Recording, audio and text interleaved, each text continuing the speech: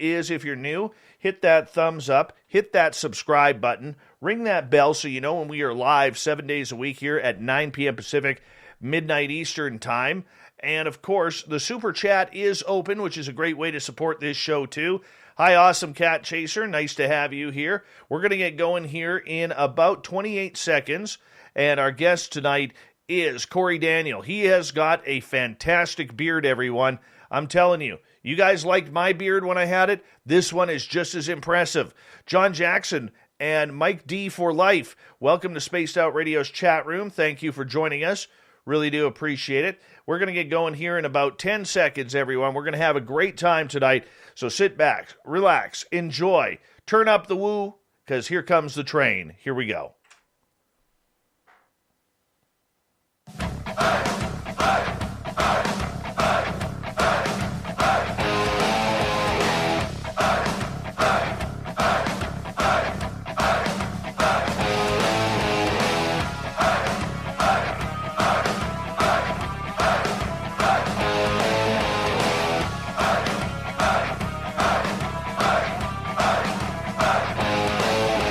From the mountains of central British Columbia to you listening around the world, this, my friends, is Spaced Out Radio.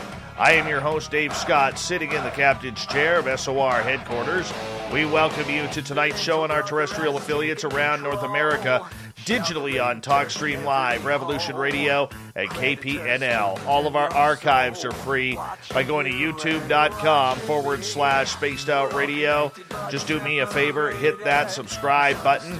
Our website is spacedoutradio.com, where we have a plethora of features for you, including rocking out to Bumblefoot and reading up on Captain Shirk's SOR Newswire.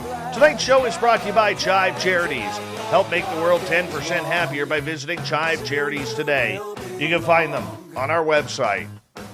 Cory Daniel is a writer, researcher, and a professional guide currently living in Phoenix, Arizona.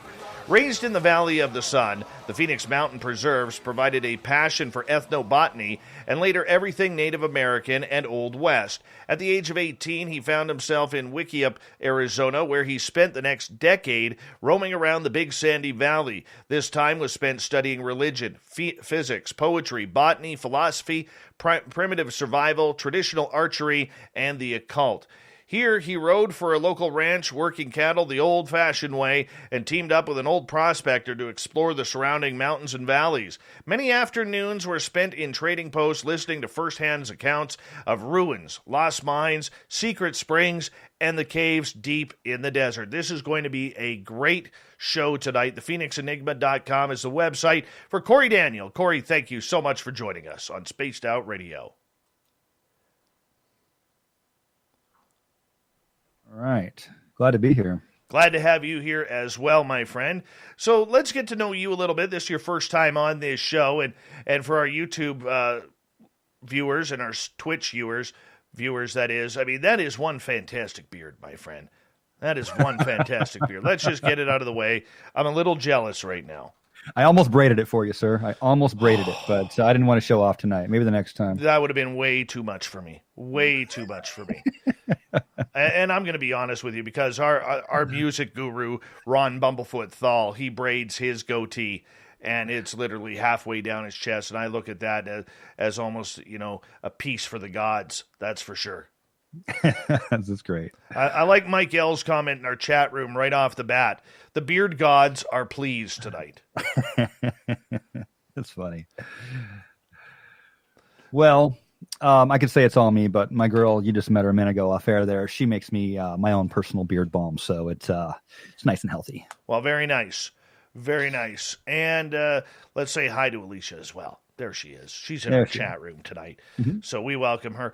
I want to ask you right off the bat, I mean, you chose a life path that most do not choose. And yet, here you are a number of years later. Mm-hmm. You are somebody who is filled with serving the public and trying to find the answers to some of these biggest mysteries. Take us down this path on how you became the man you are.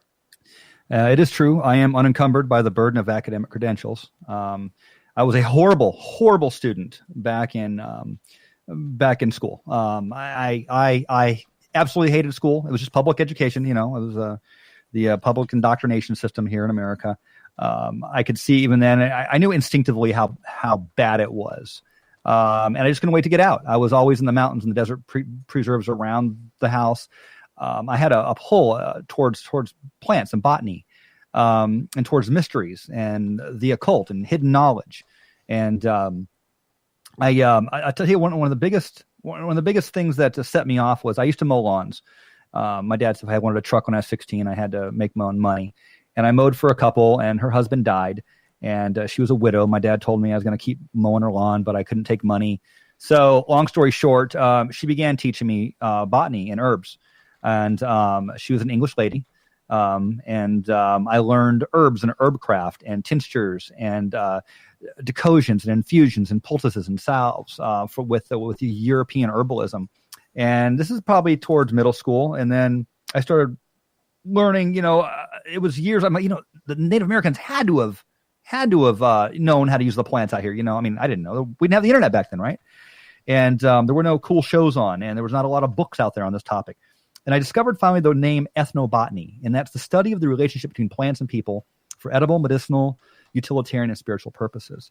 And I went and found some books kind of towards the early 90s. A couple ethnobotanists out of Tucson started writing these field guides, and I went out and loved it. And by that time, I moved up to the desert, and I studied plants. I was out there every day. I got a Weeds of the West book, great photos, Weeds of Arizona. all these books, the whole, right, this one right here, it's all botany back there, regional botany.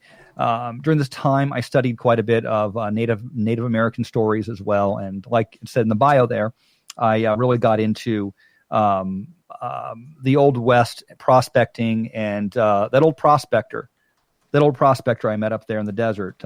He handed me a book by William Cooper called Behold a Pale Horse. I'm sure you've heard of it. And I read that, and that was it. And then a little bit of David Icke, and just the mystery started piling up. I moved back to the Valley, Phoenix, that is. And I took a job. We lost our business. I took a job into the hotel industry and started falling back in love with my own valley and studying the deep history of Phoenix. Because, growing up here, it's like it's hot. There's nothing to do, right? It's the 80s. It's Phoenix. But when you start studying the history under the history and pulling it apart and the fringe history, Phoenix is amazing. It's one of the most important places currently in the United States of America. It's growing the fastest growing county. Bill Gates is down here building a huge thing called Belmont. There's a lot of stuff happening in Phoenix, and there's a lot of reasons for that. We can get into them later. But from there, all my knowledge of occult and occultism, masonry, witchcraft, I practiced the craft for 20 years back in the day, which took me into physics. Sorcery and technology and physics is all the same thing. And that's kind of where I'm at today. I gave birth to a website called thephoenixenigma.com, where I started writing about Phoenix and this alternative history in the area, and that place where ancient knowledge meets government and meets the events of the day. And because I had a history in rituals and ceremony and occultism or hidden knowledge, I started de-occulting, and I began de-occulting all of this modern day events, from presidential speeches to tragedies that are occurring, and that just kind of launched my YouTube channel. And I'm a professional guide. I have been for about 10 years or so now, I guess. And the ancient history of Arizona with the occult and my home, and living in the most phenomenal of times to be alive and ever in the history of humanity, it all just dovetailed, and here I am, just doing what I do. You have been someone who has found that strength to really choose your own path and choose your own adventure, much like a children's book, back in the day that we used to read when libraries were actually important. And I'm curious, why this path? Why, if you were a self-proclaimed poor student, did you want to all of a sudden have this quest for knowledge and the way things were compared to how they are now? I know there's something wrong. There's something fundamentally broken with the American system, with the world today. We're being herded. I can feel it. Everyone can feel it. The technocracy that's coming down. People staring at their phones. The current situation we can't talk about on the show. We're on terrestrial radio, but the situation's in the news everywhere right now, and the battling going back and forth in the legislation. We are being, and I used to work cattle. I know what it is to herd cattle. I know the techniques. I know what cattle look like when they're anesthetized. Okay, that's the human species right now, and we're getting worse and worse and worse. There's so much knowledge out there, and we can get into some of the knowledge that I'm speaking of, but people don't associate the modern day events, political events, celebrations with this ancient sorcery, and it's about herd management. And I'm waking people up. I am what you call a truther. But doesn't that also signify the fact that what is old is new again? And, with history, we are always, if you deny history, we are always doomed to repeat. The thing that hath been is that which shall be, to which is done, what shall be done. There is nothing new under the sun. Ecclesiastes, right? There's nothing new. I am personally of the opinion that we were seated here, our species. The topics that we discuss in a microcosm, I believe all jellify into the larger narrative. And like I said, I've worked cattle. I've been a manager. I had a successful business with my father here in the Valley at 140 employees. I've done management, middle management. I've been at the bottom. It's like Kid Rock said, I've slept in dumpsters and I've been high with kings. I've done it all. Money does not move me. The quest for knowledge and waking people up, freedom is my ultimate goal. And I want to see people have the ability and the knowledge. You cannot be free without truth. If the narrative is kept, if the narrative is scripted and you're getting that narrative, whether it's in your news, or your social media, or from your friends at the water cooler at work, you do not have the information available to make educated choices and be free. And right now, and again, this gets into censorship. It gets into you're in media, you're on social media. You know how bad it's getting. I know how bad it's getting. I've been deplatformed off many, many places. This is a very personal issue with me, and that's what drives me. What drives me. I had one of those situations a few weeks ago where I play by the rules, because being on the side of the media and actually having a media background like I do, you kind of know where to draw the line and where you don't. And with this show, I always try to draw the line somewhere below, the tipping point.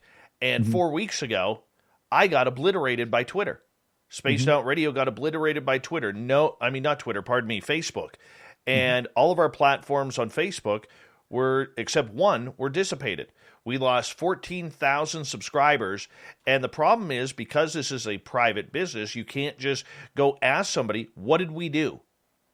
Explain to me what we did that broke the community standards as they hide behind.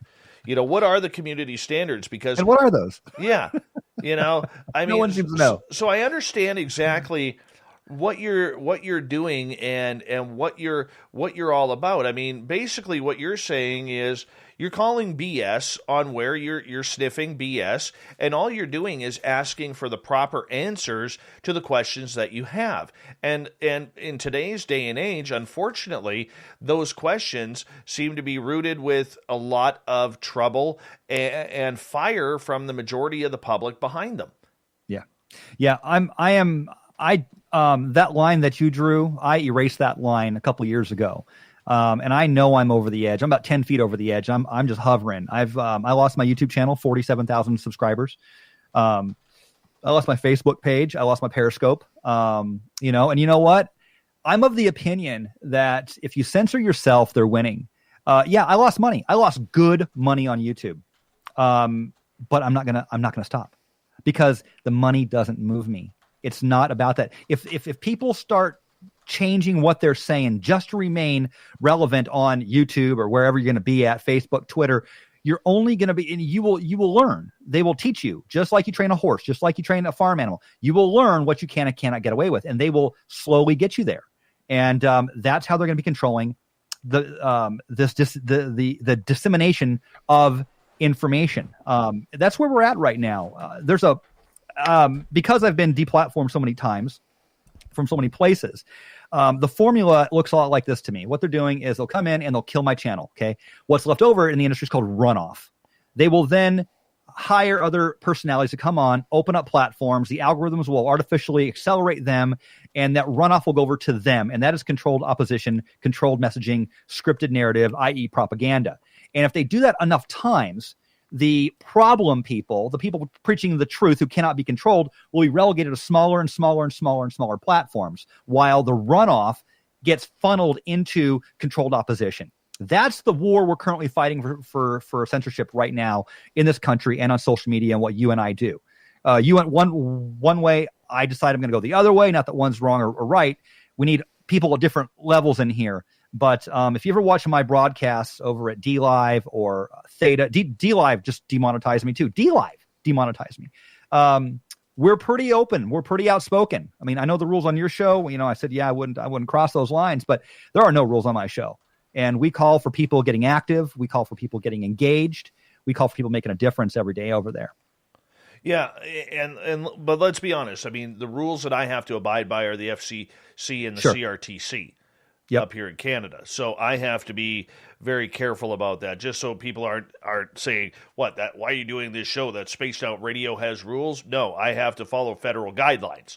That's right. Is what it is. So, I mean, I want to ask you this, okay, with trying to be as down the middle as possible, what happened to critical thinking? We were trained into emotional thinking in this country. You have second generation now of emotional thinkers that came out of the public indoctrination programs. And I say this to this country, Canada and America, we're not so different. It's pretty much the same plan. You guys are a few years ahead of us in the the government model that they would like, but we're about there. We're about there as well. And that's what happens. We have emotional thinkers, and we have the propaganda. You have a lot of right think going on, not, as in correct think. People are scared to be called names. People are scared to be categorized as a racist or a bigot or a homophobe or whatever. And they know they throw those names around long enough and people will self-censor. So people choose the narrative of emotional thinking. And it's a very technocratic form of warfare. You get people behaving a certain way for long enough, and they're just going to start living that way. Self-censorship is the scariest thing, when people lose their own ability to say what they believe is right. But the critical thinking goes along with the elevation of the emotional thinking, in my opinion. Yeah, I agree with you, man. I agree with you. I give you one example. I mean, right now we have a border issue going on here in Arizona, Texas, right? California. You have a lot of people coming up, human beings, real human beings that deserve food, that deserve care, that deserve medicine, all that stuff. And you have them coming to the border, and you have the media out there showing videos of them, shaking the gate with their babies wanting through. That's an emotional plea. Let them through, let them through, let them through. Well, the logical thing is, if you let them all through, especially in a depression, you have ramifications for that. If you don't vet them properly, disease, gang warfare, labor. Labor is a commodity. You bring too much into it, and it goes down in value. So they hit you with the emotional thinking on that specific issue, and damn the consequences later on. And what does it do? Well, the voting is changing, and all sorts of other political fallout from that. And that's one example of many. And without getting into, because I know your rules here, we can't get into all that stuff. I could go down the list for 7 hours straight. It's the emotional propaganda that's been cranked out during this last year here. Yeah, and I think it's pretty obvious. Look, I am someone who has not discussed anything. The reason why, and I'll explain, because I know we're going to have a lot of listeners from your side wondering who is this guy who has his thumb up his butt beside you talking here. The big thing for us here is our show, where we kind of look at it. We're that show that takes everybody's mind away from things. Every day people are hammered with politics. Every day people are hammered with conspiracy theories. Every day, people are hammered with COVID. Our audience comes here because they know for those 3 hours that we're not going to be talking about it. Right. That they know that they can have a safe escape into some really cool topics, whether it's sacred geometry or whether it's symbolism, the occult, or whether it's UFOs, Bigfoot, or a ghost making love to a woman in a haunted house. That's where we kind of go and take people's minds away from things. So I know before anybody gets critical on me, especially if they listen to the podcast or the radio show, we might as well bring it out in the air that we're actually not that much different, in what we do as trying to get a message out. There are different approaches to doing it and different genres and different focuses. And there's a place for that kind of radio and content because, like any music, you need spaces between the beats. You need pauses where there are nothing in order to make the song a song. To use an analogy there, but people need breaks. You're right. And it's good shows like this are out there. Yeah, and the biggest thing that we've seen here, Cory, is the fact that as we got about 3 minutes before we're going to go to break here at the bottom of the hour, the biggest thing that we've seen is people are tired. It doesn't matter whether you're a pro-masker, anti-masker. It doesn't matter whether you're a Democrat, a liberal, a Republican, or a conservative. People are tired. That's by design. That's state-sponsored PTSD. That's what it's designed to do. We have been. That's what we got hit with last year. We got hit with that along with the cognitive dissonance of mixed messaging every other day. And no one in charge knowing what's going on, economy falling. That's PTSD. It's designed to create trauma. We've all been traumatized, and this is what you do when you tear something down before you build it back up again. And it's a Hegelian dialect. Problem, reaction, solution.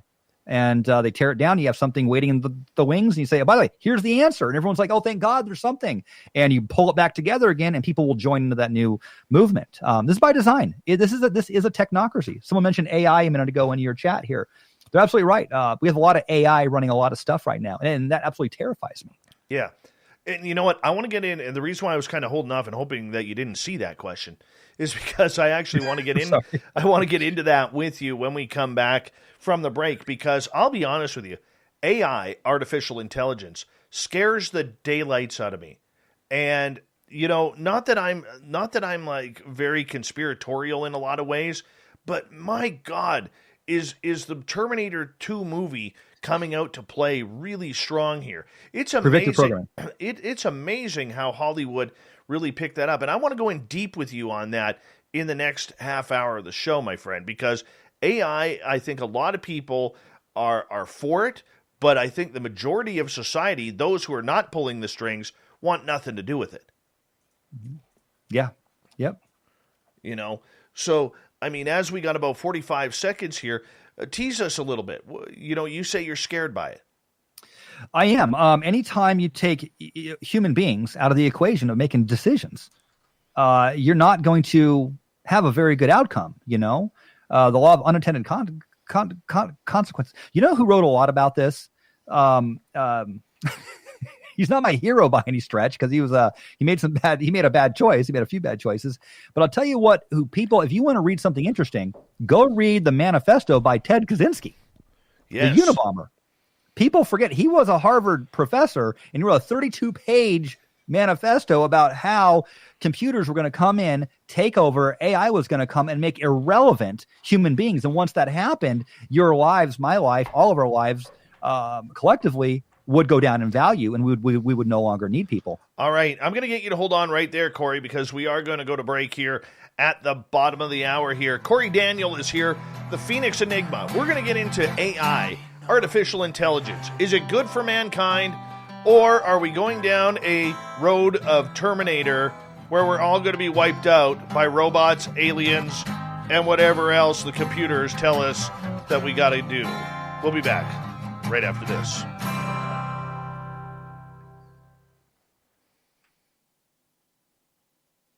All right, we're clear. Cool. Right on. All right, let's say a quick hello to gorgeous Alicia in the chat room tonight. The stunning Stephanie Jackson has come back to our chat room. Give us a wave there, Stephanie. We'd appreciate that. Why am I losing my voice? There we go. Chuggy Wuggy, welcome to the chat room. Now, usually I've kind of slowed down on this for quite a while here, but Nucker has brought it up in the chat room, and this is a real important question, probably the toughest question I'm going to ask you all night. What is your opinion of eating breakfast foods for dinner? I'm all for it. I'm all for it. Oh. Well, this is a fucking waste of time here, but I'm all for it. Wasn't there there was that guy, the guy who convinced Americans that women to start smoking? What was his name? The famous evil scientist, the psychiatrist. You know what I'm talking about, right? No. Oh, he was he was like a evil genius. Torches for Freedom. There it is. Bernays, remember? While men could smoke cigarettes, women couldn't, and he called them torches, freedom torches. And he says, I bet you I can get women smoking. And because the cigarette companies came to him like back in like the 30s or 20s or whatever it was. Edward Bernays is what his name was. Anyway, he also did I believe a project where he said he wanted to prove a point. He could have Americans eating bacon for breakfast every single day. Because back in the day, you had, smoked pork belly, because that's how you preserve. People ate it for dinner, lunch, and everything. And he was so successful with this propaganda campaign that people started serving bacon for breakfast. It became a breakfast food. Before that, it was just bacon. Bacon is universal. It should be, yeah. It is universal. And but I'm telling you right now, eating like eggs for dinner, that's just dumb. That's just dumb. Shouldn't be done. You don't like eggs for dinner? No. What about deviled eggs? No, it's called a breakfast food, man.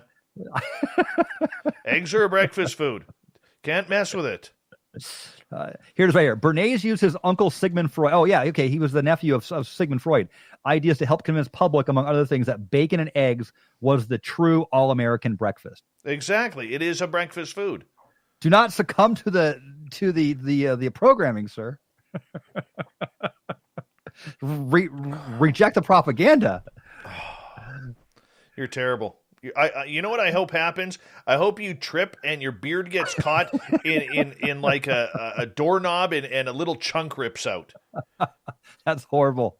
That's horrible. Yeah, I wish that upon thee now. Yes, a curse has been placed upon thee. What is your aggression against breakfast foods for dinner? What happened to you when you were a child? Nothing. Actually, you know what happened? My father. This there it is. True there story. It is. Here it comes. There it is. Chris Mack in the chat room. Breakfast burrito for dinner. That's terrible, Chris Mack.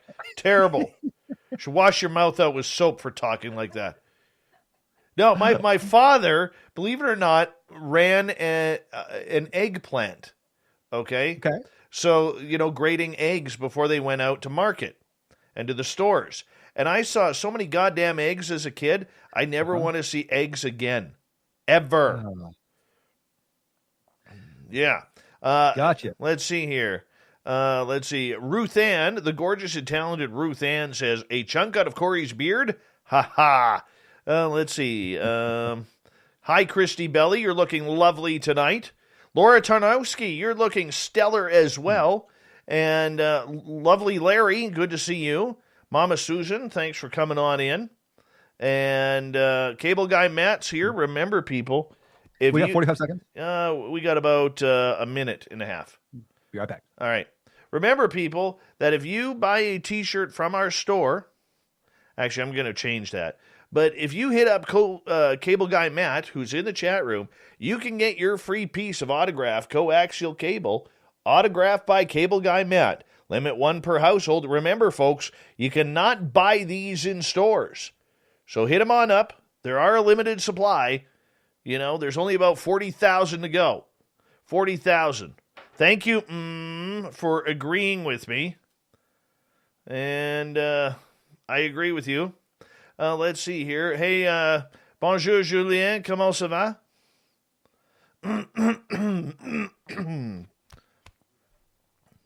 There we go. All right, we got 25 seconds. Back.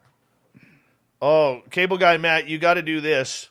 You got to do this. Big thank you to Cat Chaser and John Hires for the amazing super chats. It's a great way to support what we do on this. I see a lot of new faces in our chat room. Don't forget to hit that subscribe button and ring that bell. We are live every night at 9 p.m. Pacific. Here we go with the second half hour.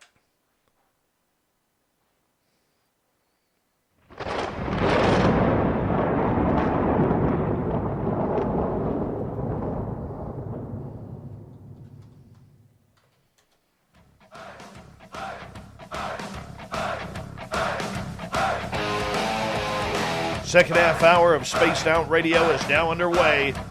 My name is Dave Scott. Thank you so much for joining us. We really do appreciate earning your listening ears.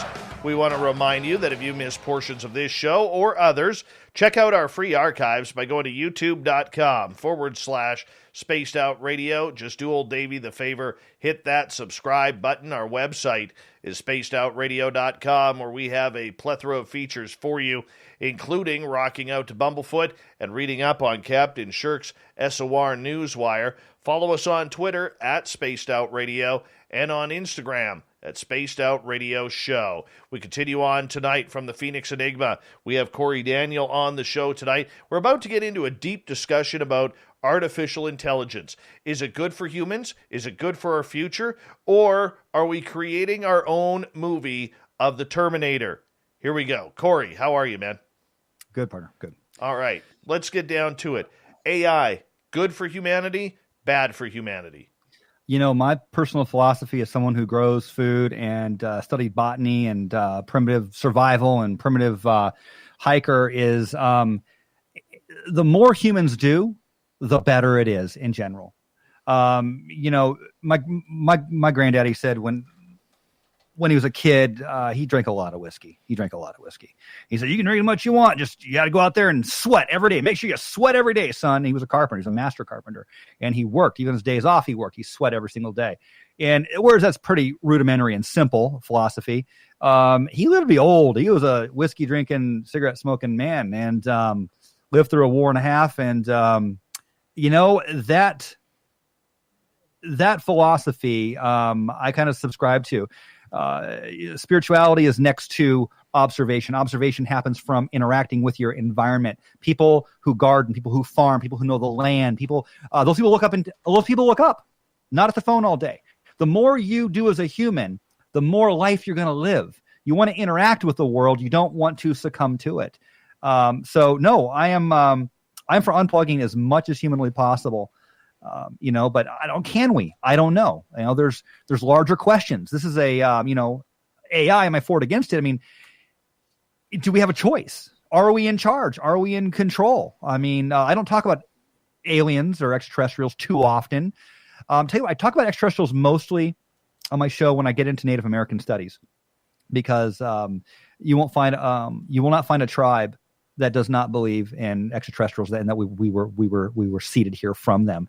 If that's the case, if we were seeded, you know, if they are our gods, if we were made in their image, you know, maybe there's a plan, and maybe they needed humans at a certain rate, and then to get, you know, through the agrarian portion of our development, of the herd management, and then into the industrial revolution, and then once that came into the computer revolution, and maybe the next system coming up is going to be AI. Maybe the goal was to be here the whole time. And I don't know how much, say so we really have in it. I mean, look at how you vote. Look at how I vote. Look at the last elections. You know, it doesn't seem to matter what you believe and say anymore, because things are just steamrolling through.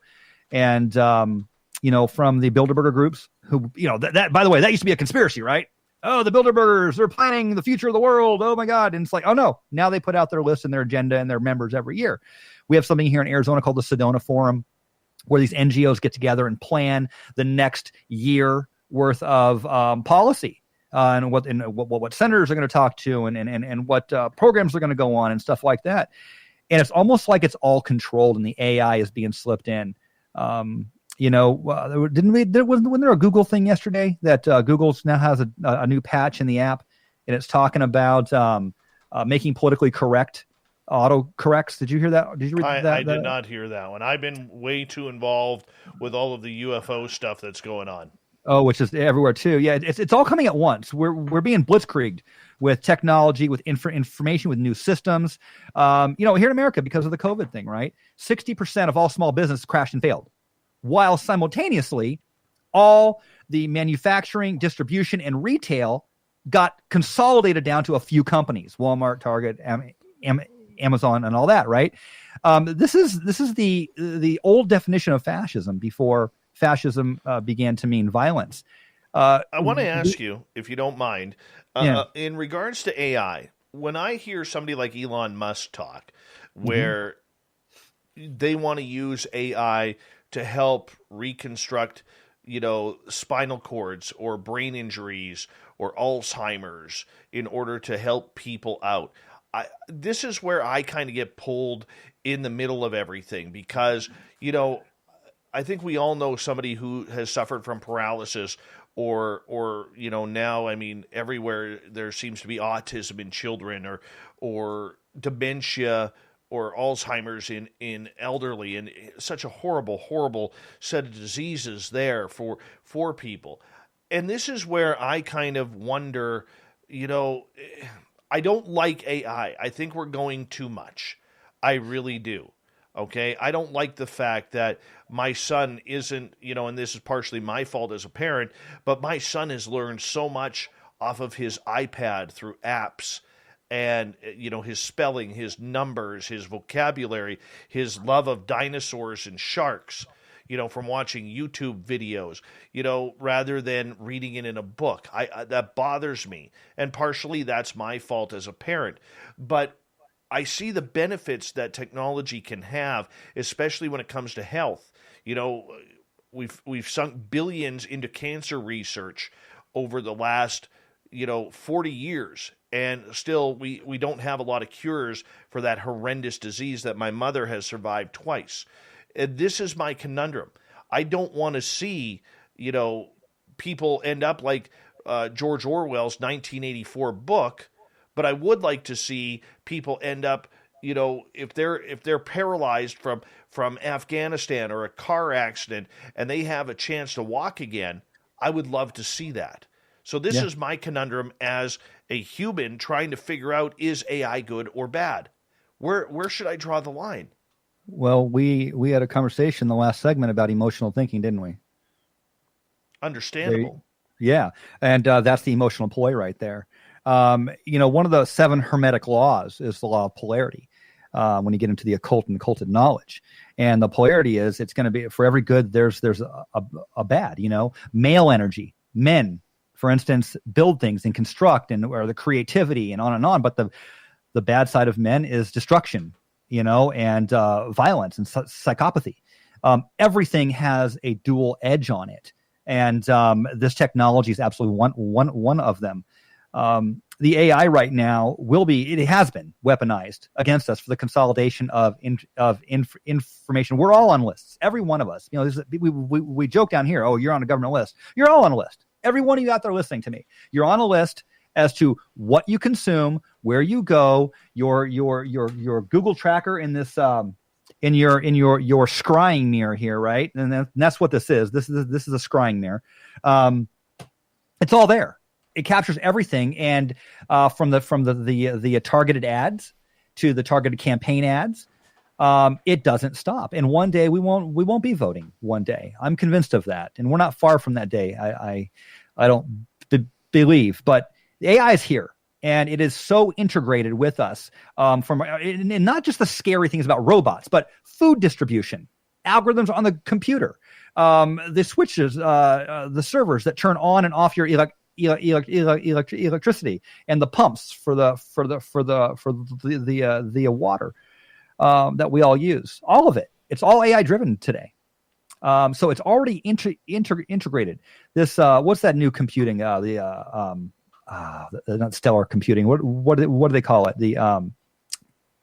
I'll think of it in a second. But they don't even know where it's coming from. The answers come back from the other side in this supercomputer, and they just don't. They have no clue. Automation.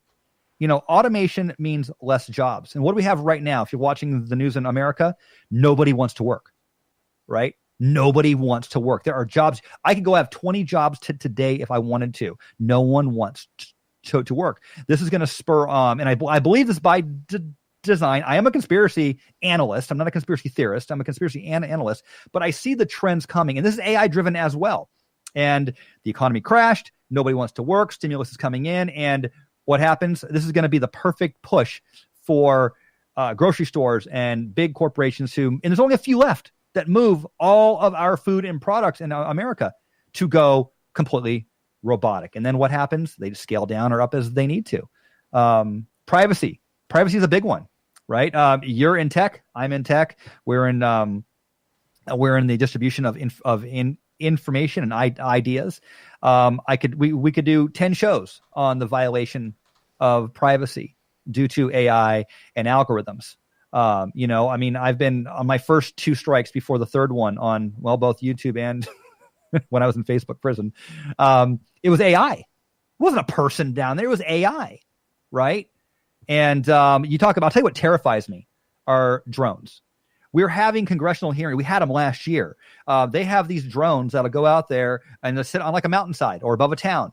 And the AI in them is programmed to where if a guy walks up in what looks like a rifle, the drone will open up and drop smaller drones out of it, and they'll go in and take out the threat. The big congressional hearing last year on this was, do we at this point make these drones autonomous or still require the decision from a human being? And due to the Geneva Convention, they had to have a person actually pushing the button and reviewing it. And I'm like, wow, this reads just like a Facebook review, only it's going to be for like warfare now. And this is what's really out there. What happens when toll booths and cops? There was an article last month I read on one of our broadcasts. The police departments are using drones going up and down city streets, utilizing AI algorithms for people looking suspicious or breaking into cars or walking when they shouldn't be or stopping because they've done studies and tests. They know how fast people should be walking, and they will then dispatch cops over to there. I want to get to a couple of points here. And Stephanie brings up a point because I think all of us have had this happen, even though social media places like Mark Zuckerberg and Jack Dempsey from Twitter have denied this is happening. But this is one that bugs me. All right. I'm sitting in front of my computer. I'm thinking I'm craving a bag of chips. I go upstairs, I grab a bag of chips out of my cupboard. I bring it down to the computer. My phone is sitting there in dark mode. I go on Facebook. I'm eating my chips. I go on Facebook, and all of a sudden my first 3 ads are Miss Vicky's chips, the chips that I brought from downstairs. Did not say, I'm craving Miss Vicky's chips. Couldn't hear me. How did it tap into my brain? Or is there something in the packaging that is setting it off? I don't think it's the packaging. I think it's your cameras. Your cameras are always on. The cameras, whether it's on or off, are always on. Your audio is always on. I mean, how do you think Siri knows that you're saying, Siri's on? It's listening to you. So when you say Siri, you're not turning Siri on then saying Siri's on, listening to you. It's that little box you clicked at the bottom that says accept all terms. And it's the deals on the back end that Zuckerberg has with all the other companies and AI and government and NSA and feeding him info and intel and everything else that's going into these huge fusion centers or being sold out. I'll tell you what's even creepier. Alicia and her friends do these studies every once in a while for remote viewing, and she has a gaggle of friends that she does this with, and they will think to themselves something at a certain time, and they'll write it down in this envelope, and they'll see how long it takes for their phones to start just only thinking it. And I don't know. I know that this phone right now has all the technology in it that it needs to read your biorhythms and your heartbeat and your stress levels. And there's AI in here that senses your stress on the phone when you're talking. Right now, it's on. It's on every single moment. And All that goes into, and maybe last night you walked down and got chips a certain night, or maybe 3 nights out of the week, you had your phone with you one time and it recorded the sound of the chips, and it knew that 3 times a week you go downstairs and get chips. Just like it knows that, X amount of men between the ages of 40 and 50 are going to go out and buy a sports car, at a certain time of day. It's all algorithms. It's just numbers. We're very predictable creatures, human beings. Okay, the other one that I'm kind of concerned with is we've recently seen McDonald's looking into robotic chefs instead of hiring people. We've seen now Domino's, or is it Domino's with the Noid? Avoid the Noid on their advertisement, that they are now using robot vehicles to deliver pizzas to people. I haven't seen that yet. Wow. Yes, they're doing that in the States. And I'll tell you why it bugs me.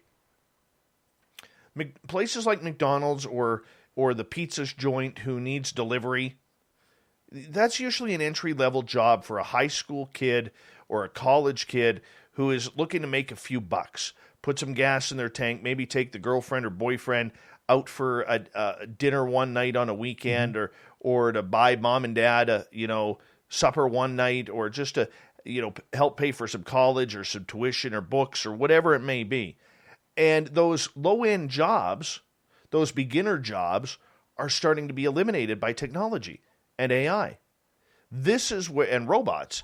This is where I get scared for the future. I mean, I look at my children, both trying to get ahead in the world. They're both, one's graduating, one's in college, and they're both trying to work their way through this. But the fact is, they can't, because everything is competition. In Las Vegas right now, if you choose Las Vegas, the way the city is going, for every one job opening, there's like 1,500 applicants because people are starved to get back to work and get that city going. I mean, where does it stop? Can it stop when a pizza joint like Domino's is using robot vehicles instead of teaching young kids what it's like to earn a buck? It's it's not going to, and it's not going to because they have other plans for your children. That's the answer. They want new legislation right now to get your kids at a younger age, from kindergarten earlier. It started, Clinton. It takes a village, right? We're diminishing people. We're diminishing men in the world, especially. And when men aren't going out there grabbing families, there's nothing to defend. So you're not out there defending anything. Having families. And where do people go? Where do women go when they? And this is not misogynist, but the numbers, they will go to government when they need help, and the government is going to be there as families disintegrate, and they have plans for children. There is something coming. There is something on the precipice here that is. We're almost there, and we're being herded into it. We're being downsized. We're being changed. Let's just. It's something going to go off, but believe me, it'll come full circle here. They said between 60 and 80% of people are not going to be going back into the workplace. They're just not going to do it. Because I called this at the beginning of the COVID thing, because they're going to realize it's cheaper to give people a laptop computer and not have the overhead of a big building and all the things that go with that, and they can just cycle people through as they need them. They can upsize and downsize. Apartments are going up everywhere right now in the States, and home ownership is down while apartments are up. They said you're going to own nothing and you're going to love it. We are fundamentally being changed. The government that used to laugh at cryptocurrency is now looking at saying, "Oh, we have our own cryptocurrency coming out, right? It's going to be the federal digital dollar, I believe, or something to that effect. They're calling it. And I'm not a crypto guy. I just work on the periphery of it. I have friends that are really into it. We are being changed at a rate right now that is unprecedented, and the tech in the industry is reflective of that. It's just a symptom of a bigger problem. You mentioned earlier, even people want it in a lot of ways, and it's not all going to be bad. You said cancer, right? People have cancer, and it's horrible. It's tragic. there's reasons why we have cancer. People didn't used to get cancer at the rate that they do now. We didn't live as long, but they took the good stuff out. They feed us dead food. But, with these vaccines they got coming out, it's an mRNA technology. And remember last year when Trump came out and said, we're going to have a cure for cancer within 10 years? And he also said, we're going to have a cure for HIV. Do you remember him saying that? Yes. I watched it live and my jaw hit the table. I'm like, what? And this is before, it's about 3 or 4 months prior to the COVID thing breaking out. And I thought, what is he talking about? And then T cells came out the next day, and that kind of grabbed the narrative and pulled it this way for a while. And then as we learn more about the vaccine, we learn it's an mRNA scripter. It's not a vaccine. And you can program it to program your DNA to produce other things. And that's exactly the technology that he was talking. If that's true, that would be amazing. That would be amazing. This could be the cure to cure everything. Kind of like in Isaac Asimov's Childhood End, where the extraterrestrials came down and they cured all disease within one generation. This is it. If this is it, this is it. And that would be a good thing. But what's the cost of that? We live in a 3-dimensional world, 4 if you include time, and I do. But it's called the 3-dimensional world, and we're governed by entropy. Time is the measurement of the decay of matter, and everything degrades in this world. It goes into entropy, and that's part of the beauty of the human experience. The uncertainty.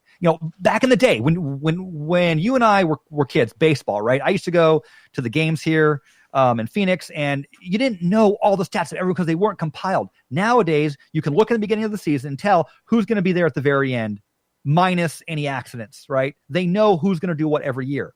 It's a science. They know who to put up to bat against what pitcher. They know exactly how to run it like a machine. And everything is so honed down now.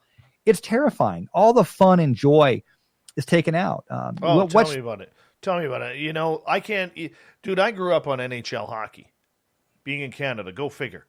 Mm-hmm. Can't even watch the game anymore. Mm-hmm. Can't even watch it. It's too fast. It's too big. It's taken away the hitting. Hockey's a very physical sport, and they've taken the physicality out of it. Should be. It's men doing men things. Let men go be men in an arena and throw pucks at each other and high stick and whatever. By God, that's what we want, right? Our local junior hockey team here plays in a league where they used to play with what they call a visor. Visor comes right across to protect the eyes. Got no problem with that. But last year, before the season was shut down for COVID, they voted on putting in a full cage mask. It's not hockey. It's not hockey. And what these idiots don't understand is the more gear and the stronger the players get, the dirtier the game gets. It doesn't get better. It gets dirtier because there's protection there. But I could go off on that. That's reasonable. Same's true in warfare. What happens when this all goes into relationships? Some of the most beautiful, gorgeous mistakes of my life have been in relationships. Choosing the wrong person and then living through it and having that life experience and then walking away saying, coming back and meeting her a few years later and saying, you know what? God, it was tragic, but it was a time, and you grow. What happens when you have all the apps on here as to who to choose, and you're designated who your mate is to program? We're not that far away from that, man. That sounds crazy right now.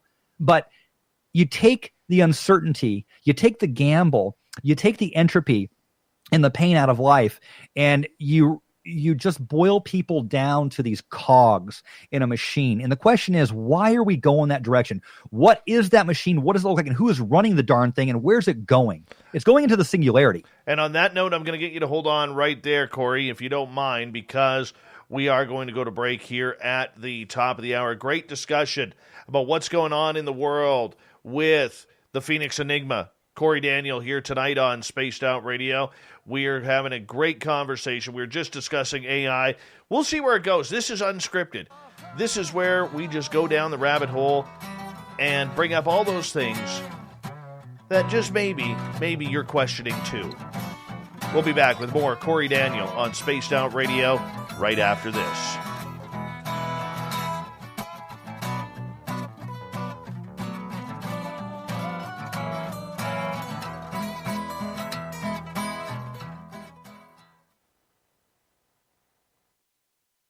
All right, we are clear. So I'm just going to step away, and I'll be right back here so you can just take a little break here for a couple minutes, okay? Cool beans. All right.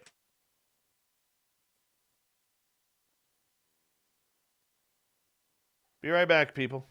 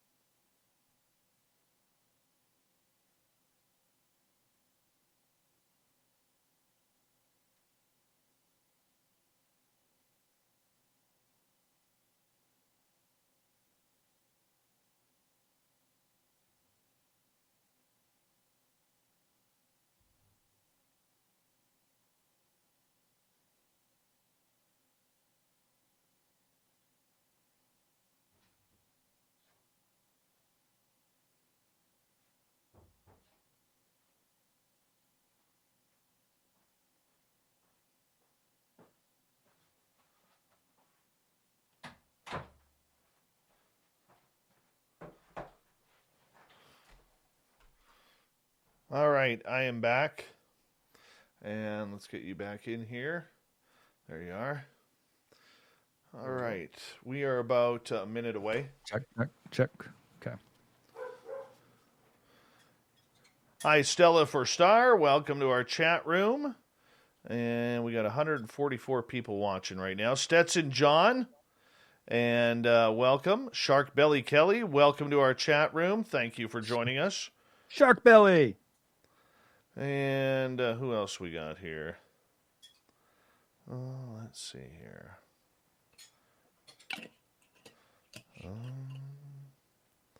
KD, welcome to our chat room. Thank you. As Cory drops a bunch of stuff on his shelves. And big thank you to all of our new subscribers and people tuning in for the first time. I just want to remind you guys, we are a live radio show, which is why we are on a commercial break. And a good way to support this show on our YouTube channel is hit that subscribe button, ring that bell. We're live 7 days a week at 9 p.m. Pacific.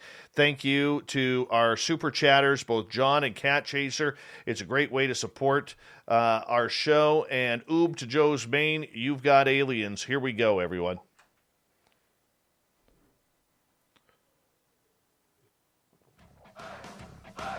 You're listening to Spaced Out Radio with Dave Scott.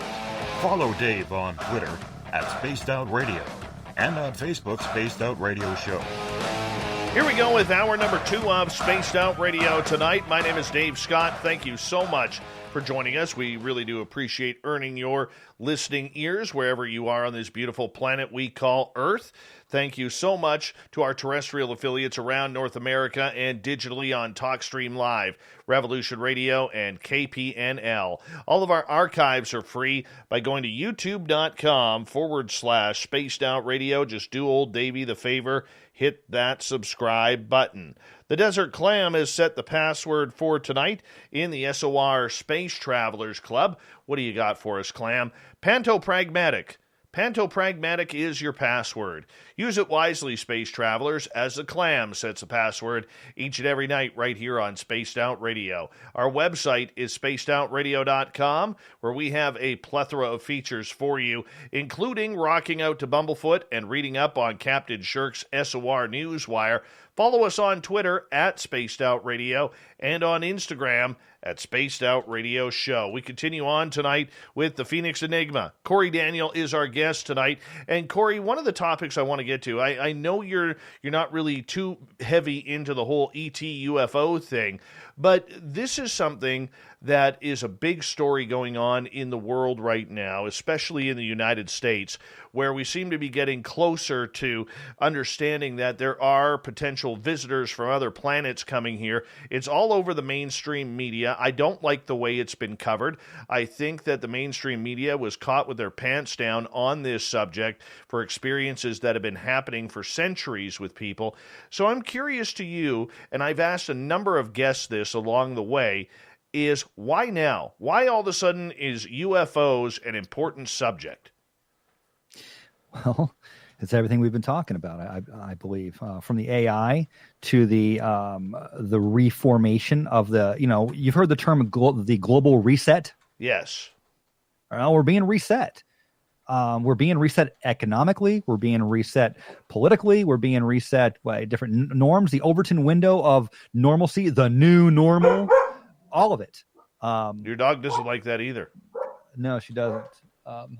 That's okay. We like dogs. We're dog friendly here. I don't think there's anything in my opinion, when it comes to mainstream media, there is nothing accidental about it. Period. All of it is contrived. All of it is propaganda. All of it is deployed in a systematic technocracy way to best disseminate the information needed to move the herd at any given time. I don't believe that the media has much of a say-so as to what they do and what they cover. It wouldn't take a grand conspiracy either. You'd only need the editors or the editor-in-chief at every radio or news or Clear Channel, let's say, right, or at Fox or whoever the parent company is, to dictate what stories go forward and what don't, or which ones get paid for and which ones don't. Same thing for academia.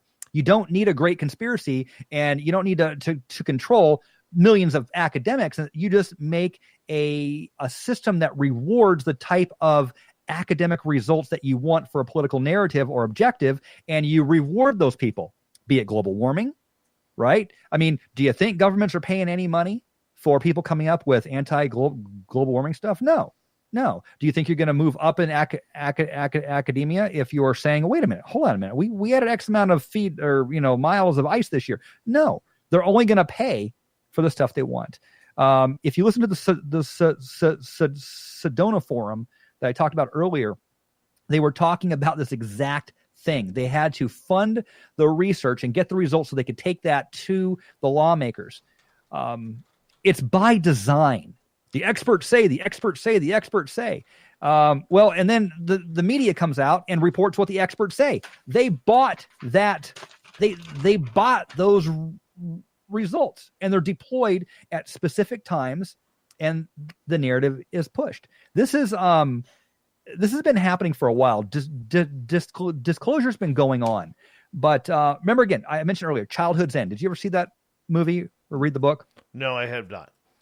Aliens come to Earth and they park these big, huge motherships above like every major city across the entire world, and they don't come out. And they're communicating with humans, and they're giving humans all this technology and all this good stuff. And they're waiting till everybody who was alive on Earth has passed away, and only those who were born with those ships above their cities and only know the generosity and the goodness of these people. They're waiting for all of them to grow up before they come down and reveal themselves. And that's exactly where we're at.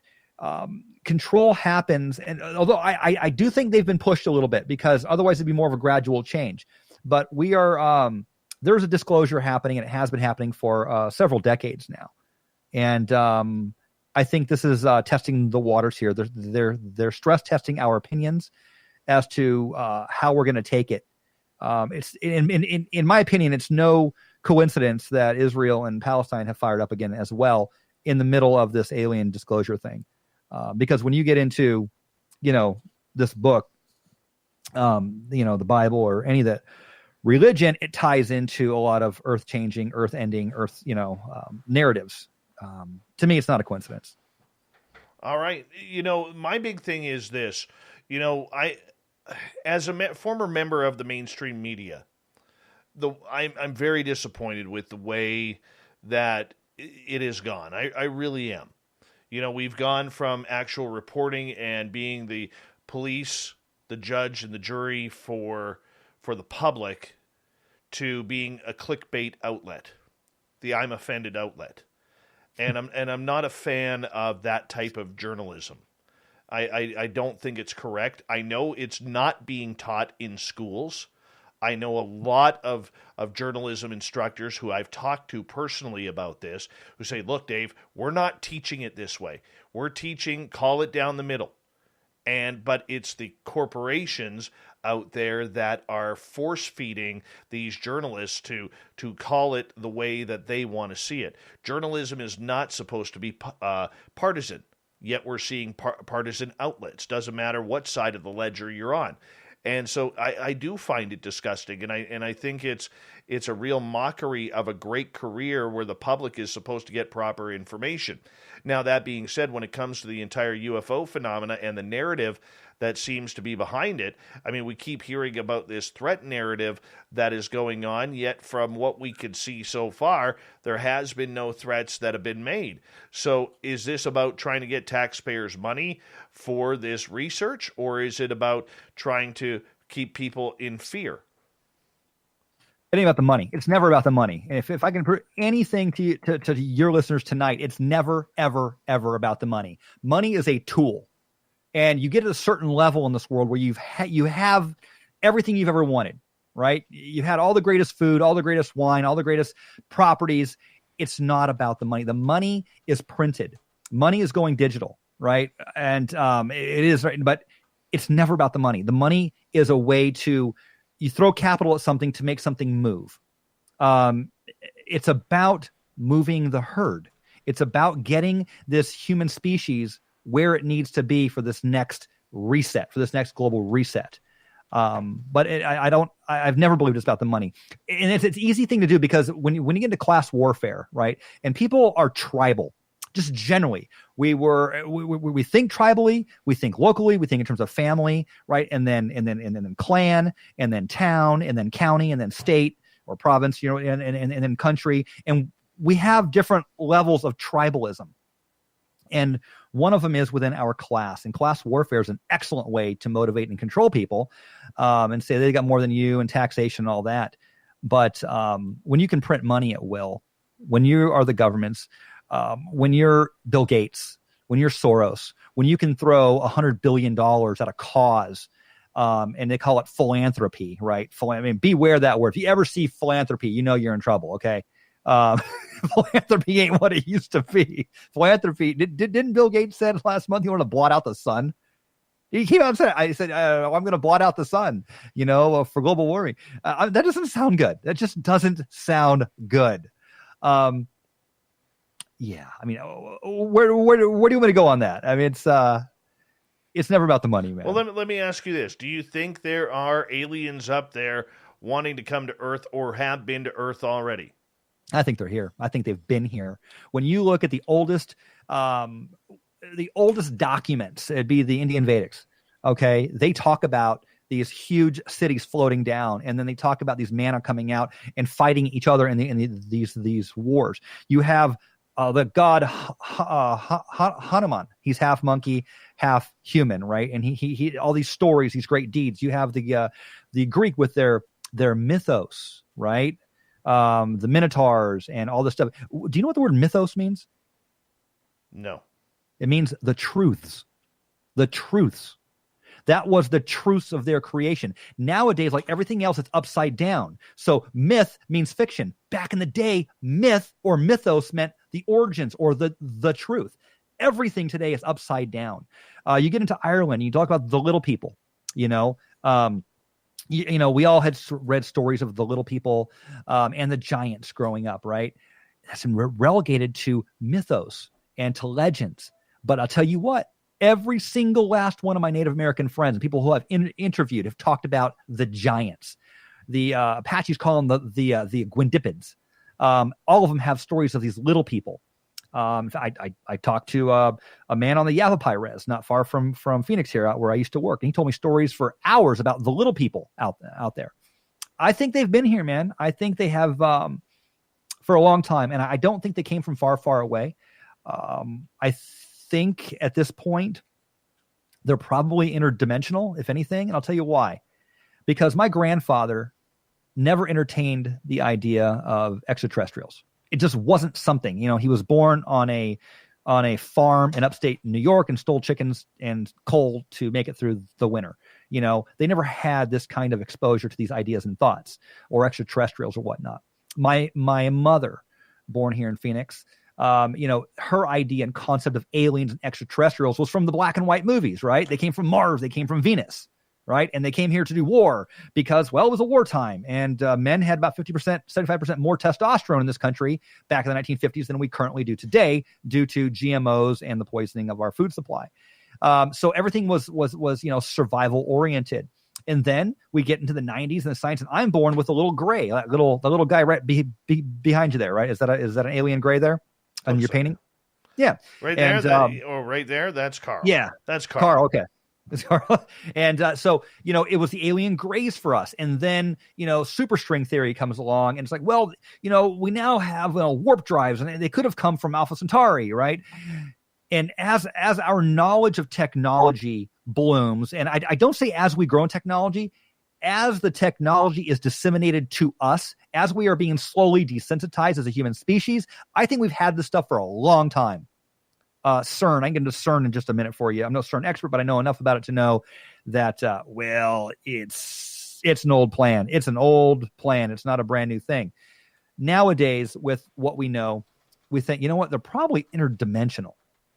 They probably are. So just in 3 generations, how the idea and concept of extraterrestrials or in life has changed. And I find that staggering. I find that the hockey stick of transportation. You ever heard of that? I'm sorry, you broke up in my headphones. Oh, the hockey stick of a transportation. For 200,000 years, humans are walking around Earth and they're walking around and they're running and they're walking. And about 5,000, 7,000 years ago, someone catches a horse and they break it and they start riding it and life gets better. Then they hook a cart up to it and they say, oh, well, we're going to make the cart a horse, and we start trading and life gets better because we're trading in farming, agriculture, and all that good stuff, right? In the 1880s, someone invents internal combustion engine, puts it into that cart, and we got a car and life's getting better.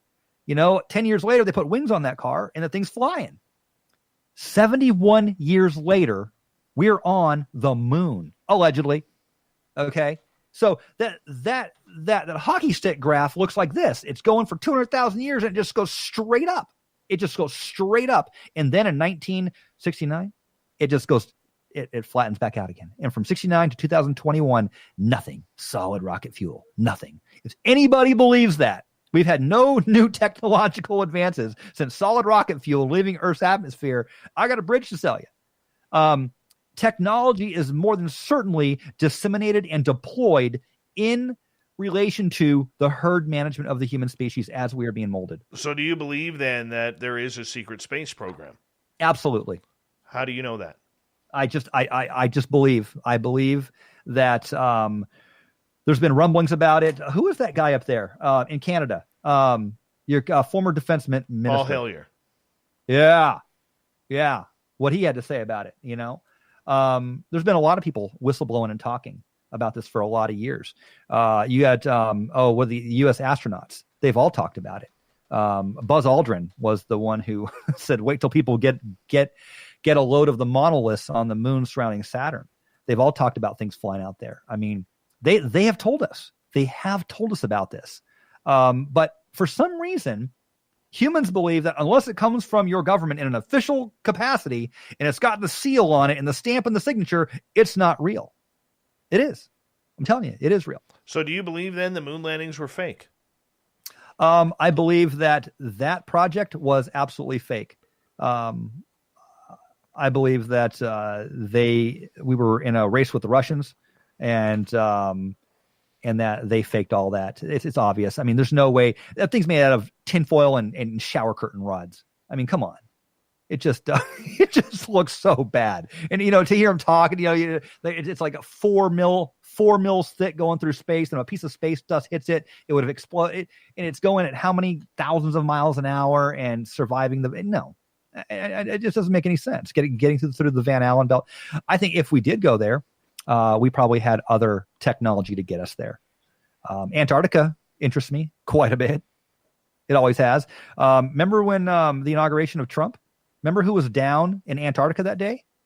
John Kerry went down there. I believe one of the popes sent a head cardinal down there. There were all these foreign dignitaries going down to Antarctica during the, I believe it was the inauguration, Trump's first inauguration, the only inauguration.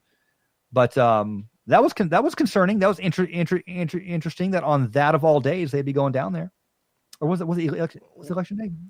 Okay, so what about the rumors that coming out of NASA? And I've talked to a couple of people about this with Neil Armstrong going on the emergency line saying they are here, they are on the hill, and they are watching us.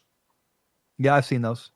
I've seen those. The question is, did it happen or was it engineered? Was it desensitization? Was it propaganda?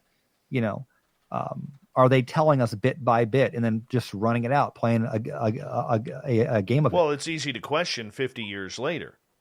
Did you see the interview where they all came back? They all came back and sat there. It was that black and white interview, I think it was, and they're all sitting there at the table looking like they just lost a ball game. The dudes allegedly just came back from the moon, right? The greatest achievement in the history of the human species, and they come back and they sit down all sullen and defeated like they were just told what to say. It was the weirdest interview ever.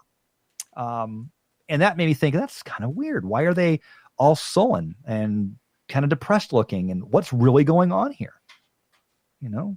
Marcus Allen, a conspiracy theorist out of the United Kingdom, puts up a very, very good argument that we did not go to the moon. Mm-hmm. But here's my conundrum.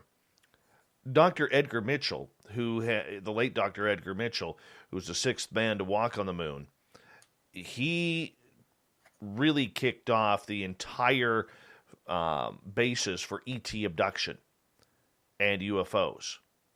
He really pushed behind the scenes with politicians to start taking ETs and UFOs very seriously, and ET abduction, to the point where he started a group called the Free Experiencers Project, where everyday people could, if they've been abducted by aliens, could go onto his website, the Free Experiencers, and take a test of whether or not they have been abducted or not. And plus, if you look in the background of a lot of these studies that have been going on and reports that have come out about UFOs, his name is attached all to it, because in the end, he never admitted whether he did or not, I don't believe. But from what I know, I believe there is a rumor that he saw something while on his way to the moon or while on the moon. So I'm just curious, somebody like that, who was number 6 to walk on the moon, is, through the rest of his life being a proponent of learning about ET experiencers. Interesting. Very interesting. I'm not familiar with all of his work and what he's done, but given what you said, yeah, I mean, how do you weigh that with all the other evidence of there when you slow down, like the buggy? Why would you bring that little buggy car when they're sawing off their toothbrushes for like weight and every single gram counts? Why are you going to bring a car to the moon, that little buggy thing, to get you out another 50 yards? It doesn't make any sense. The heat, the radiation, how hot it would have been. Was it 200 and something degrees? And that they had a little air conditioning pack there. Batteries back in that day, right? It would have taken X amount of batteries to run that thing while they're up there. How did they run for so long? There's the time limit from how long it took when speaking into the microphone or into their comms to get down to Earth. There's so many discrepancies that I don't think they thought about in the day. There's enough evidence to believe that we didn't go to the moon, yet you have Edgar Mitchell doing all that there. I don't know. I'll tell you one of the most fascinating books I ever read. Got it right back here. It's not handy, but it's Who Built the Moon? Who Built the Moon? And it's a great book. I think it's like Christensen, I believe his name was. It's two gentlemen wrote it, and they go into all the reasons why the moon is probably artificial, and the size of the moon, the distance of the moon in relation to the sun. It's like 1/400th the size of Earth, but Earth is 140 the size of the sun. If it was any farther away, I mean, all the things that the moon includes. It has a very hard core with a soft, dusty exterior, so it can actually take hits from meteors, from the rotation and what it allows Earth to do and spin in the seasons. There are more reasons to believe the moon is a manufactured object than it is to believe that it's real. And there's more reasons when you go through it to believe the moon should not be there than the fact that it's actually there. I am so convinced by that book and other things I've read and heard over the years and watched that I believe that it's not unfathomable that this solar system may have, and I am not a flat earther, but the solar system may have been constructed. It may be a project. There may be the amount of technology and knowledge and energy out there to engineer solar systems to grow solar systems or galaxies, even maybe, who knows, to grow and proliferate life.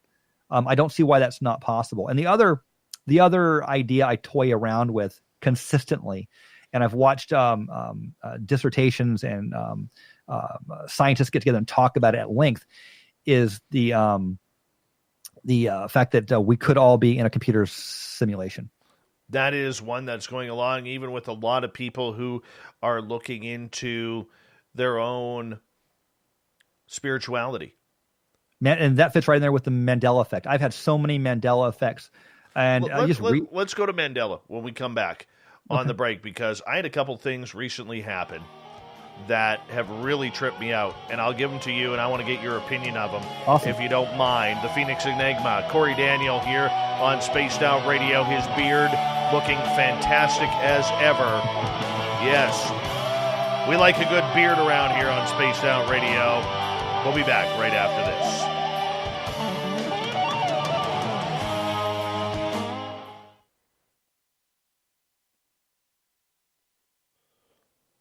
All right. There we go. We're clear. Okay.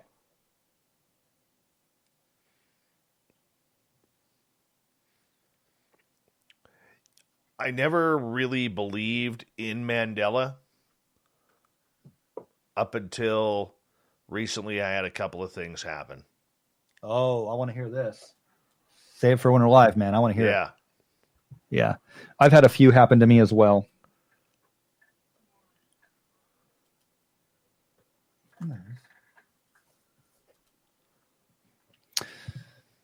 Yeah. Christopher Knight, Who Built the Moon. Have you read that book? No. It's really worth reading. I'm going to tell you right now, you could give me most books, and I'm going to tell you no, because when I first, right before I had my first ET contact, I was taken and asked not to read books. Seriously. Interesting. Why? What was the reason? They, whoever they are, put me in a white room. I knew there was walls there, even though I couldn't see them. And this voice, very male, told me that they didn't want me doing research. They didn't want me reading books, watching television shows, anything on these subjects. Here's where it got weird. They said, but we give you permission to watch YouTube videos. And when I said, I don't understand, I'm trying to figure out what's going on with me and what I'm seeing. And if you're taking everything away from me, and they said, the answer is simple. You'll be able to tell what is real and what is fake. That's interesting. And so if you look on my bookshelf right here, right there, and even above that on the couple shelves, I got a bunch of books there that I've never read. Interesting. Because I've followed that to a T. I'm like 5 books behind on Tom Clancy's Jack Ryan series now. That pisses me off. Well, hopefully someday it'll be on YouTube for you. Yeah, Sovereign Farts. No, I've never had an MIB experience. I had something sort of like an MIB experience, but not, he wasn't in black. It was a very tall individual came up and looked kind of down at me. All of 7 foot, and just this presence that was not human. It was kind of lurchy, and at the same time, I knew the dude wasn't human. I knew he was not human. It was in one of my gas stations, actually, back when we used to own gas stations. Very, very odd. Oh, I got stories about the desert. We didn't even get into the desert tonight. I know I'm trying, man, but the one thing that I do with these interviews when I do them, I just let them naturally roll where they're going. Yeah. You know, and we usually end up losing a lot of good information and stories on that, but we try to bring them back. Okay. Yeah, you ever want me back on again, just let me know.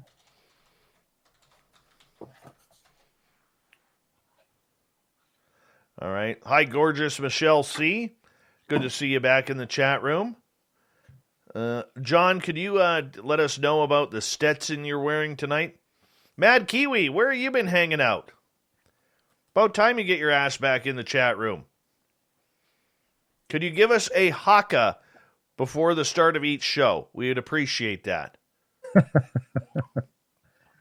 I tell you, you ever go on YouTube and watch like the New Zealand All Blacks haka? Yeah, it's pretty terrifying. That is totally intense. If I was on that rugby field, I really don't know if I would play them. That's what it's designed to do. I really don't know. I mean, not only are they tough, not only are they the best team in the world, but then they come at you with this haka that literally is there to make you crap your pants. That's intimidating. Now, do the other teams have the ability or the option to do their own haka or some do in intimidation? Some do ritual. There's a real good one between Tonga and the New Zealand All Blacks. I highly recommend anybody on YouTube pull that up. Tonga and New Zealand All Blacks. The hakas between the two teams, dude, that shit got really fast, really fast. Oh, that's funny. I'll have to check that out. Yeah. Shit, now I'm distracted. Where are we going next? What topic? Yeah, what were we just talking? Let's just keep rolling with extraterrestrials, and I'll pull it into Arizona. All right, let's do it. All right, hold on here, buddy.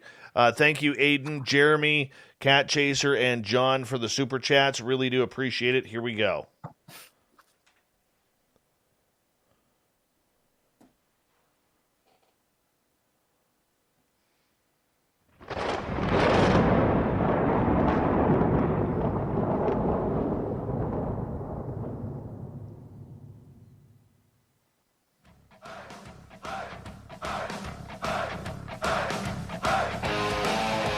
We passed the halfway point of Spaced Out Radio tonight. My name is Dave Scott. Thank you so much for taking the time to join us. We really do appreciate earning your listening ears. We want to say hello and thank you to everyone tuning us in tonight, and remind you that all of our archives are free by going to youtube.com/Spaced Out Radio. Just do old Davey the favor, hit that subscribe button. Our website is spacedoutradio.com, where we have a plethora of features for you, including rocking out to Bumblefoot and reading up on Captain Shirk's SOR Newswire. Follow us on Twitter at Spaced Out Radio and on Instagram at Spaced Out Radio Show. We continue on tonight with the Phoenix Enigma. Cory Daniel is our guest tonight, and we're having a great time. We're talking UFOs, aliens, and everything. Mandela Effect. And we wanted to get into that and just touch on that here for a little bit with you, Cory, if you don't mind. So I'm curious, you're starting to believe that there might be something to this Mandela Effect. Yeah, there absolutely is, in my opinion. I was one of the people that actually watched Mandela die on TV. I remember I was in school. I was in grade school, and they pulled a cart in with the TV before they had him in the actual rooms. And I remember it was a huge thing. They were talking about it. And they were talking, oh, Mandela. And I'm like, who's Mandela? You know? And then here a few years later, he got out of jail and became president. I'm like, this is really bizarre. When I started up my YouTube show, I had this little intro, right? It was the early days, right? And I my buddy built it for me, the little intro with the, I don't know, whatever software he used. He says, all right, what do you want to say? And I said, de-occulting the American Southwest, right? I think is what my little thing that came across said on it. It was animated. And he's okay, proofread this for me. And I proofread it. He said, and I sent it back. He said, all right. And he proofread it. He did it in it. And he went ahead and built the whole thing. He rendered it. He sent it back to me. I used it, and I used it, and I used it. And about a month and a half later, someone said, hey, dude, like in your thing there, it says, it doesn't say American. It says CIA. AMERCIAN, as in CIA, like Central Intelligence Agency, like it was flipped. And I'm like, no. I proofread that thing 4 times. My guy proofread it. He rendered it. I've been using it for several months now, and now and it never said that before. And I'm like, I know for an absolute solid fact that we did not make that mistake on that. It was proofread by too many people. I think CERN probably has a lot to do with this. I mean, how big is CERN? CERN is the largest international, the largest thing ever built, I believe, on Earth, is it not? It spans the largest area. Is it 12 miles across or something? Or 11 miles across? How many miles underground does it go? It's the largest joint international project ever undertaken by humans. And we just now, well, first of all, let me back up. How long would it have taken to have engineered that? I mean, and how long do you begin running plans before it goes? Like, how many miles underground does it do? 20 miles or something? It's absolutely huge. And that you would have had to have, they didn't have the materials to build this thing when they would have been drafting the plans to build it. This thing has to have been alien technology. It has to have been ancient technology that resurfaced and got built. I just don't see any, it doesn't, because nothing else makes sense. The project is too massive, in my opinion. And I'm just a layman here. This is just common sense. This is just, country boy knowledge here. All right. So outside of the whole Nelson Mandela, have you had anything else weird happen that you can't understand? A lot of the other ones, like the Monopoly guy, with the eyeglass, that kind of stuff. A lot of those, the Berenstein one, I recall that one. Ford with the little squiggle on it, I remember seeing it the other way. There's been a number, but a lot of the ones that a lot of the other people have as well. I have a gentleman that I interview every once in a while, and he's really into this topic. And he tells me that his sources have told him that the people operating the CERN put themselves in a Faraday cage, and they ran a test, and they were running a test to see if they could go back and augment time and change things. And there's little differences that are coming every time on these simultaneous timelines. He's really into the topic. He can speak clearer than I can, of course. I mean, I don't get too much into CERN, other than there's something funky. And when the statue in front of the CERN is the dancing god Shiva, the god of destruction, it just gives, and it's built on Apollo's, place of origin as well on Earth. There's a lot of occultism built into this object. Well, here's something that happened to me recently. Every couple of months, I interview one of my heroes in this field, a gentleman and researcher named David Weatherly. Okay. And David I'm always trying to be on top. For some reason, I've known David. He's been doing the show for like 4 years, and I still get nervous every time he's on because, he's much smarter than me. And it kind of intimidates me a little bit because he's got that real dry attitude. Like nothing rattles him, nothing, he's never emotional about anything. And it rattles me anyway. So I'm always trying to look for topics that we haven't talked about. So here I am on my computer researching, and it pops up on my Instagram.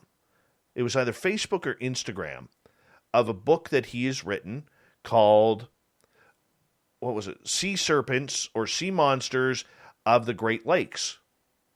So here I am about, you and I met up before showtime, and I've got David on the phone, and we're talking right before showtime. I said, Dave, I'm real excited to talk about your new book about sea serpents of the Great Lakes. He goes, dude, that's a great topic. He goes, there's a lot of stuff going on up there, and I'm starting to get excited. He goes, however, we have a problem. I said, what is that? He goes, I haven't written that book. Whoa. I'm like, dude, what are you talking about? I just saw it on your profile. I saw the cover. I saw the name by David Weatherly underneath. It was Sam Sheeran, his artist rendering on it. I said, whoa. And he's like, no, I haven't read the book. I haven't written that book. He goes, that's a book I may have to do in the future. But no, wow. He goes, it's not in my library of books. I haven't even written it. That's intense. That's intense. That one tripped me out. And then 2.5 weeks later, I have a daytime job, and I'm usually very quiet about what I do because I like to have some semblance of privacy in my life outside of the political, outside of the popularity of this show. And I was doing some paperwork, doing some research on a project, and I had signed off on it, told my clients about what I was doing for them. And 2 days later, went back into my computer with my boss to look at this entire project that we were working on. And what I had seen and told the customer was completely opposite. It was gone. Huh. And this is on record by a secure number.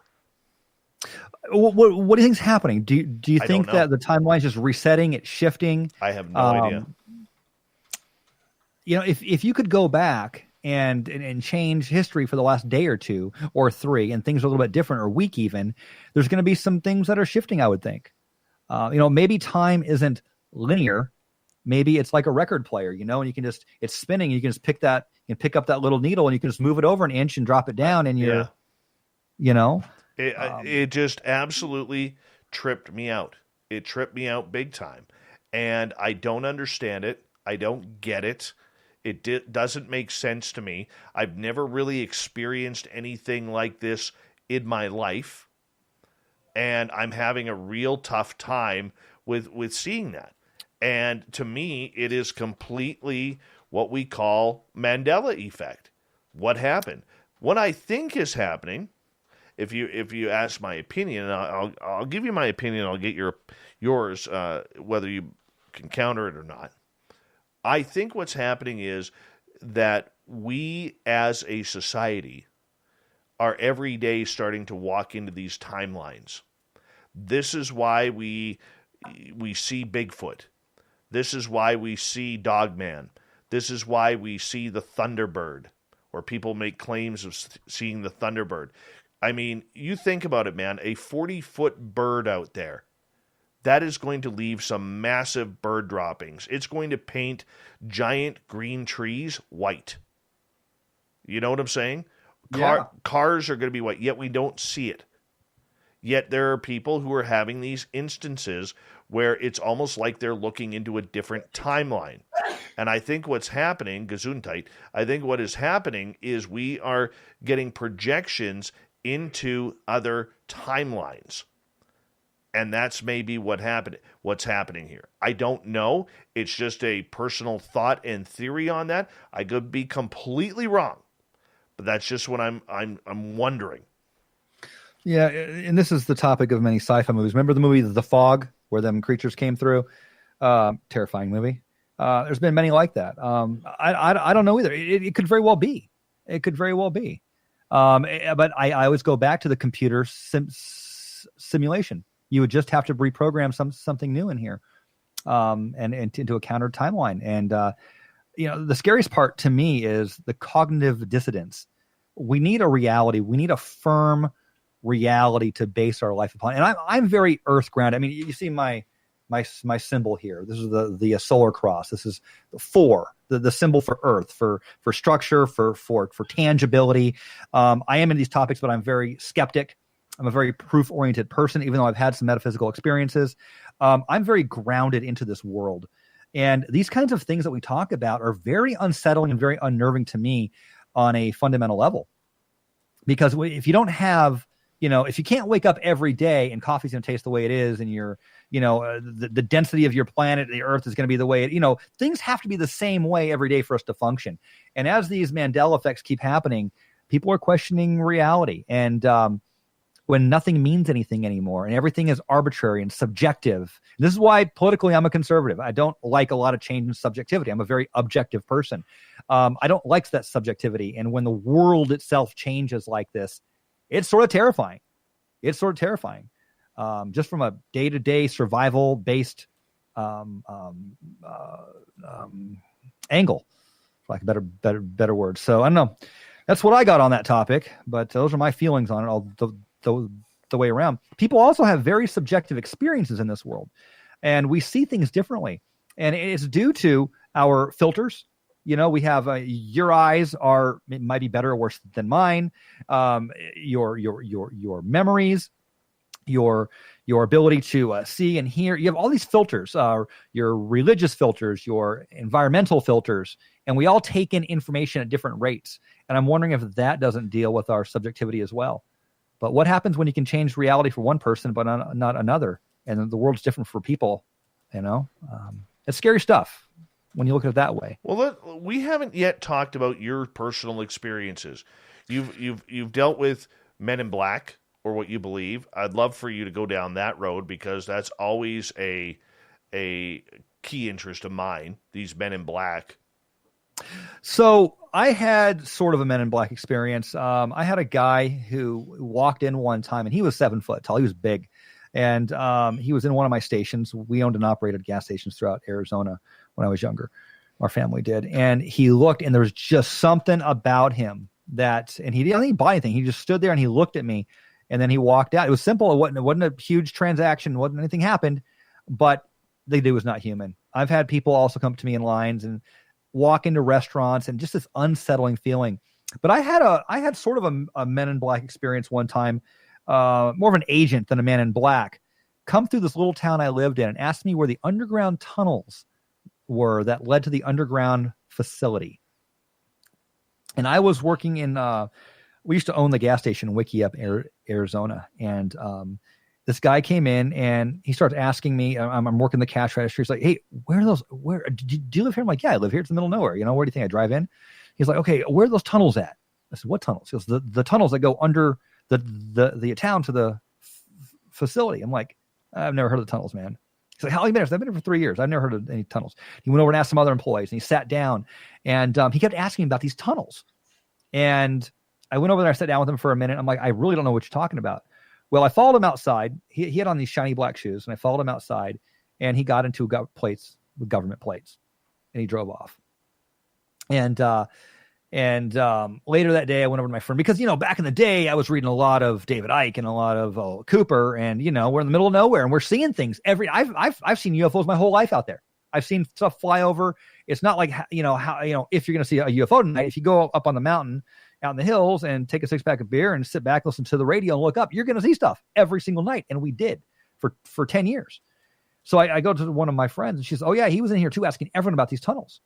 Well, like I said, I cowboyed for a time up there during this as well.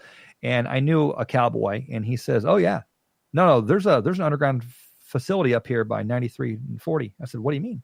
He goes, well, I was up on this hill. And he said, come on, I'll show you. And he took me out there, and he says that he pointed out this little shed down there. And he says, you'll see this caravan of SUVs pull up, and they go one by one into the shed, and they shut the door, and another one comes in, and it can only fit 2, and they fit 4, 5, 6 in there. If you type in UFO map or the underground base map, Wikieup, Arizona, which is a place name, it's like 300 people out there, including dogs and horses, right? It's on this map that was written back in the 70s. And it's just, it's been this place where we've seen things. And I lived out there for 10 years. And everyone out there has had experiences where things have landed. Triangular craft, like a pyramid type craft, landed in the river bottom. We've had those experiences out there. Plenty of times. I've seen things pushing cattle out there, even in the daytime. We've seen craft fly across at speeds that aren't. We don't have any craft that can do that as well. So, I mean, I don't know. I've had lots of experiences in the desert, and I've heard of lots of experiences. Well, let's talk about the desert here. What makes the desert so significant regarding these experiences? Because all over Arizona, especially around the Sedona area, we hear there are people who believe there is a portal over that area where the UFOs fly into. What makes the desert one of these weird places? Phoenix, especially, is an ancient place. Okay, before the Americans were here, this was known as Pimeria, and it was the Pima tribe that lived here. Before the Pimas, it was the Spanish. It was the Mexicans.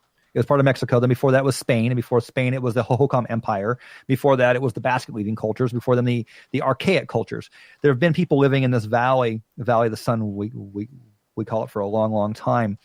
Do you know there's an ancient canal bed? No. Under Phoenix? So the Hohokam are credit is given to the Hohokam who dug this canal system. There's over 1,000 miles. 1,000 miles of canals dug into the Phoenix Basin, okay? 200 miles of these canals are 50 to 70 feet across by 20 feet deep. And that's 54.6 million cubic yards of earth, or 54.6 million truckloads of earth. Those are called trunk canals, and they truncate into the Salt River. They then stem off into 800 miles of feeder canals and ditch canals, which then irrigate about 100,000 acres of land. Okay, these canals were dug to a perfect gradient of 4 feet drop per mile.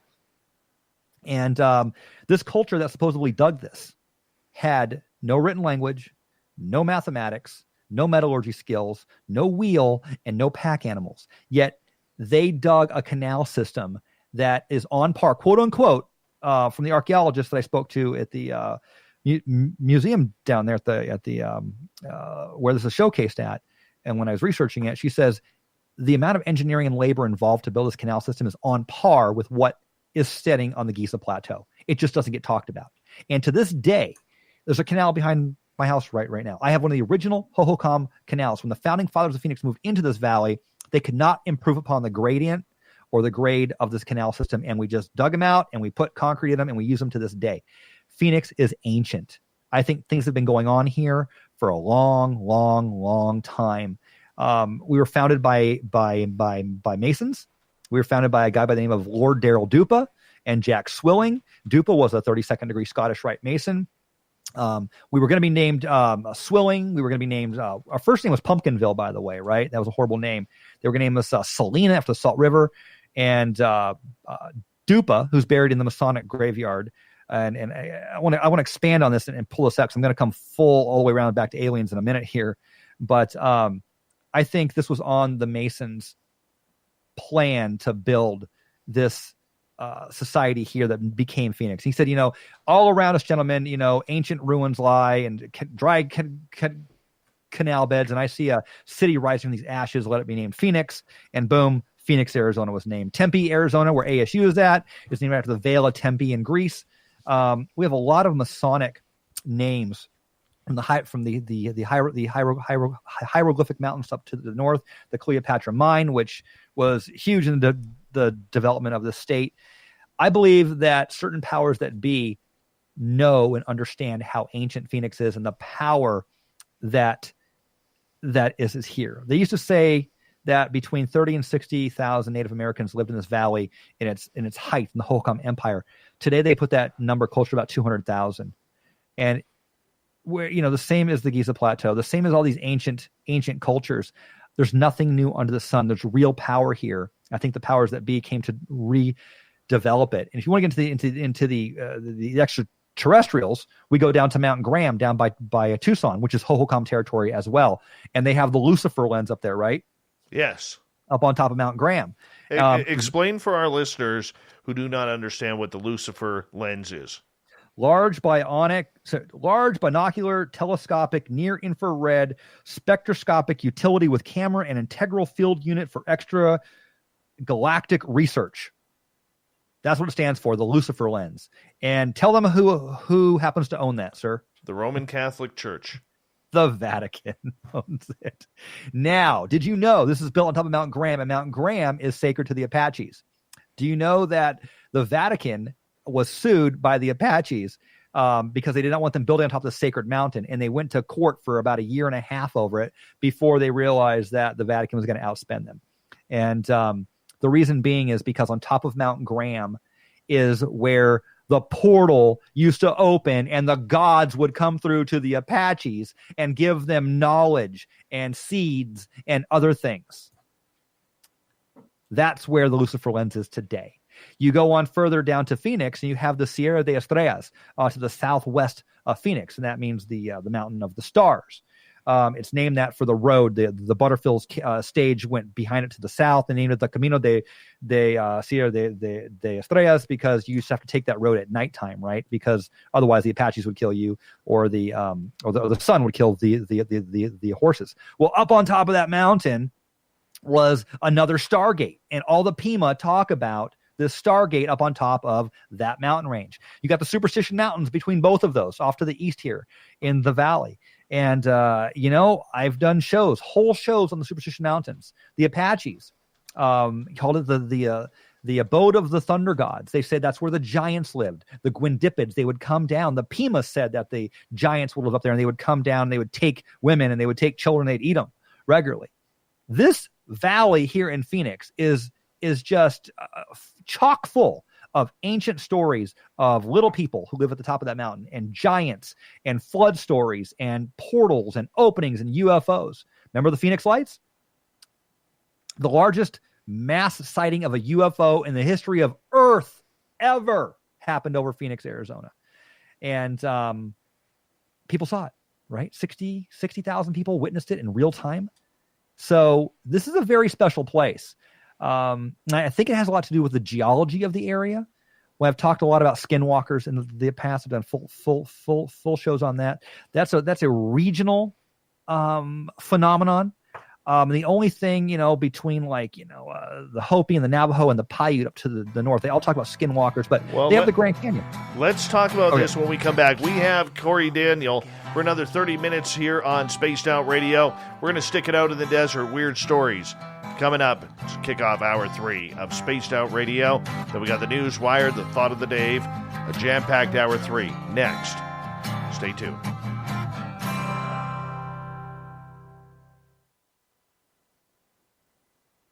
All right, we are clear. I will be right back here, my friend, and we'll talk to you in a few seconds or a couple minutes, okay? Cool beans. All right. Be right back, guys.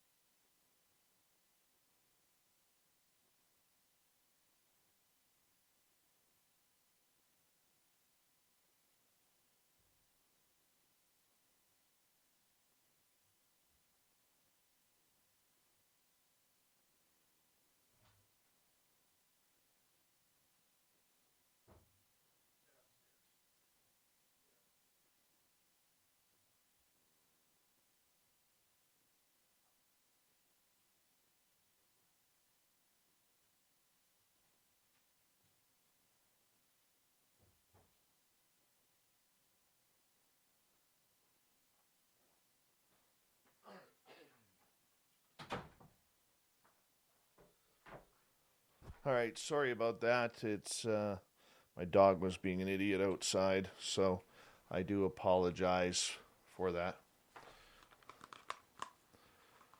Sorry about that. We're good. All right. Bomber asking, what are we doing for Dave's birthday? Ian Holt is going to join us. Oh, you smoke a pipe. I'm so jealous right now. So jealous. You can smoke a pipe too. The beard and the pipe. You don't understand my town. My town doesn't have a McDonald's or a Taco Bell. That's good. That's good. No, it's not, because I had breakfast burritos. I broke my diet this morning and had breakfast burritos when I had to go out of town because I haven't had them in like 3 years. Terrible. Just don't have them for dinner. No, of course not. That's why McDonald's. Do you have pipes? I don't even know where to find a pipe in my town outside of a pot pipe. Oh man, that ain't good. Stay away from the devil's herb. Yeah. All right. Hi, Anthony Foster. How you doing? Thurston Howell III. Nice to see you. We're going to get going here momentarily. Aiden, Jeremy, Cat Chaser, and John, thank you so much for the super chats. It's a great way to support what we do on this show. And we're going to get going here in about 5 seconds. So sit tight. Last half hour with Cory coming up now.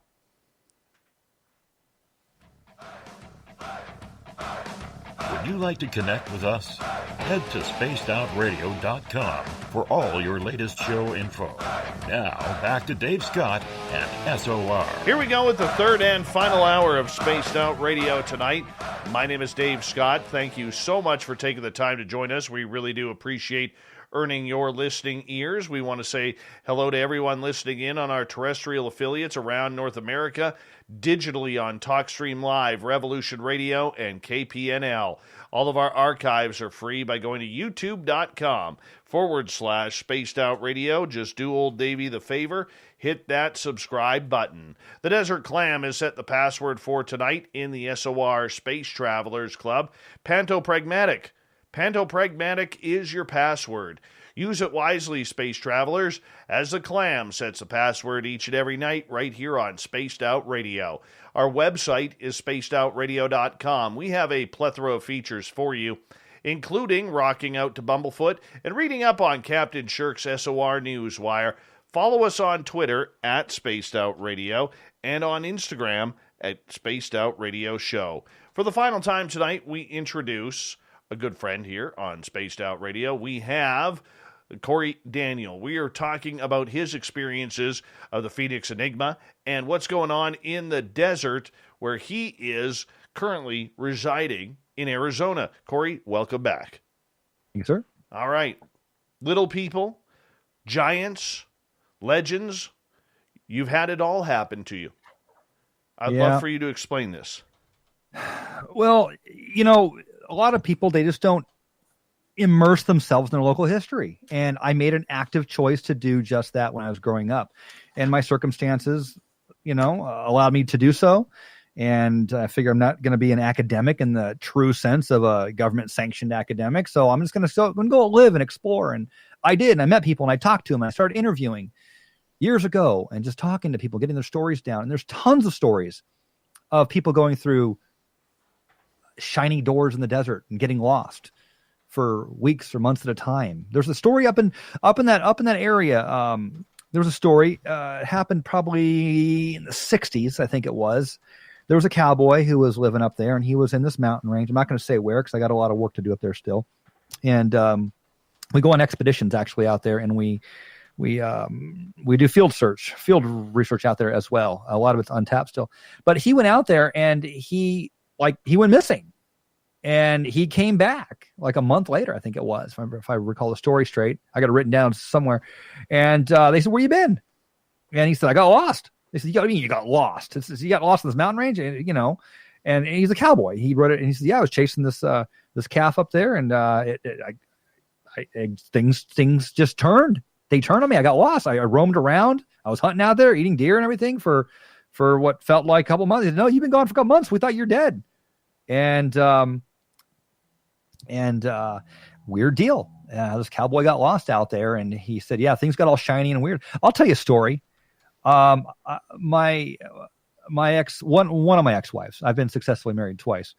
My first ex-wife was Guatemalan, second. And I went down to Guatemala. We built a house down there, and I hunted in the jungle with Mayans.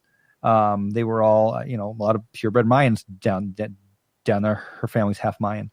And I'm out there in the jungle with my friend, and my first day out there, and I got this like Vietnam era 12 gauge shotgun that they gave me to hunt deer with, and oscillated turkeys. And he says, "Oh, hey, and he's speaking Spanish, and I'm doing my best. I didn't speak it that great back in the day." He says, "When you're standing here waiting for the deer, if you look down and you look back up and things aren't the same, don't move." I said, "What?" He goes, "Don't move. Look back down, count to 10, and look back up again. And the world should slide back into place." I said, "What?" I said, "What are you talking about?" He goes, "Things change out here. And if you move and things are different, we'll be able to hear you, but we won't be able to find you again. You're gone. We'll lose you. You won't come back." I said, are you joking? He says, "No, I'm not joking." He said, "I was raised out here. It's the first thing we tell our kids out here." And I said, what is it? He says, "Well, the closest thing I can think of in your language is magnetics. It's some kind of a magnetic field." And as I got to know him over months and months and months, he opened up about, and he was a vaquero, he was a cowboy. He told me about the time when a craft flew right over and scared all of his men cattle, and they were all sitting there, and he had two of his men there, and they said, "No, it's real. We all saw it. These are real things." And I've had a few of those experiences in the desert as well. There was a gentleman, that prospector in my bio that you read there. He was a friend of mine, and he said that a guy came around years ago, back in I think it was the 80s even, and he'd been in the VA hospital, and he said he'd gotten out of the Prescott VA hospital. He's making his way back up north again, and he says, "I used to prospect here like back in the 30s when I was a kid before I went into the war." And he said, "Up Sycamore Canyon right there, I got to tell somebody. There was this window, this door would open. It was this shiny door, this piece of just door." He says, "I used to look at it, and he said my mule was scared to death of it, but I'd throw rocks into it, and they would disappear. And I'd walk around it, and there's nothing there. And then sometimes it'd be there, and sometimes it wouldn't. It would just come and go." I thought that was kind of weird, some old guy telling me this. He swore by it though. He said he hadn't been up that canyon in decades, but he was coming through and thought he'd tell somebody about it. There are stories of these doors everywhere. The little people, the little people of Mount Shasta. Well, up in the Superstition Mountains, there's a story of these little people that the Pima talk about. And they came via a ship from the sky, and they came down. These are real stories. If you go to Sedona, there's Thunder Mountain there, right? Or Grayback Mountain, it's known as. And the story from the Sinagawan culture and more my dog's butt here. Sorry, the Yavapai tribe talk about the little people that lived up in this mountain, and they could kill you with their thoughts, and they were stronger than normal humans, and people were scared to death of them. They call it they call it Thunder Mountain because lightning and thunder would like shoot out of it at different times. A friend of mine over on the Yavapai res, he's probably the closest thing to a medicine man that they have left over there now. He told me one night out there about the little people and the invisible giant hairy people, like invisible Bigfoots that wander around the res. And I said, how come we don't have these in Phoenix? How come they're only out here? And he says, I've thought a lot about that. He says, I think it's electromagnetics. You have Wi-Fi and you have electrical lines everywhere in your houses and all that stuff. And you're being bathed in these fields. We don't have that out here. That's why when you go into the hills, into the woods, in the desert, we have the natural energies out there still. And whatever is coming through, whatever natural machine of vibration and energy or whatever that would be, it's permitting it, it's facilitating it to come through. Whereas when you build up into civilization and city with electricity, you don't get that. That was his thought. A Navajo medicine man sort of told me the same thing years later. He says, he talked to me about the ley lines that would come through, and they would have to move their hogans because they were always shifting, and if they were shifted through someone's house, it would cause men to start drinking. It would cause all kinds of bad stuff to happen, and the energy would cause entropy and dis-ease within the family, and they would have to build a new house. So he would come out there and he would gauge where these ley lines were crossing their. And it could take 2, 3, 4 years for it to move through. And I thought, that's interesting. But then I realized that's exactly what the Catholic Church does. Do you know every time a Catholic church is built, a priest has to come out and go over the area and check out for its energy? Did True. not know that. Yep. Before they even start construction, he's got to go out there and do this thing. Yeah. So I asked him why about the energy, and he says, and I actually talked about. I asked him about Sedona, and I think your listeners will be interested in this because everyone loves topics about Sedona, and I've written full articles and done full shows on this town, this area. But he said that we used to call the people that live in Sedona, meaning the ancient people, the Yavapai and the Sinagwan, means the without water people, or the dry people. We had a name for him. He told me what it was, but I forget it. He said it means the people who live in the red land to the south, and they live a little bit longer, and they're a little bit wiser, and they're healthier, and they were smarter and happier all the way around. And he says it's the area. I said, what do you mean the area? He says, well, do you know how you guys don't build schools under power lines? I said, yeah, it causes cancer. He goes, that's right. It's the electrons that come down off of it, and they cause cells to mutate upon division, and it's cancer. It's entropy. So yeah, he goes, well, imagine in the earth, if you would, a certain machine, if you will, a natural machine of ore or a water table, naturally occurring with a ley line that does just the opposite, or at least slows it down. So in relation to everybody else, where entropy is occurring at a faster rate, if you're in this bubble where a water table is on, a coal or whatever natural elements are occurring, and I'm talking physics now, measurable physics, it's slowing down the rate of entropy. So in relation to everyone else, and or reversing it. And these are these magic spots in the desert that the natives would go to, like Castle Hot Springs north of Phoenix. That was the first territorial capital of Arizona that the Rockefellers went to, and the Carnegies went to, and JFK went to, and these healing springs that come from the deep rock water, 7,500 feet deep, the deepest area, the deepest rock water in the state, just happens to be the first place that all these wealthy people came to in the mid-1800s when they came out here. There's an ancient knowledge base that we're not giving as the proletariat, as the average citizen, one that is held, I believe, by these secret societies and people of power, these families. The expansion to the New World was no different than the expansion out west, and is no different than the business expansion and now space and technology expansion. It's the same families doing the same thing.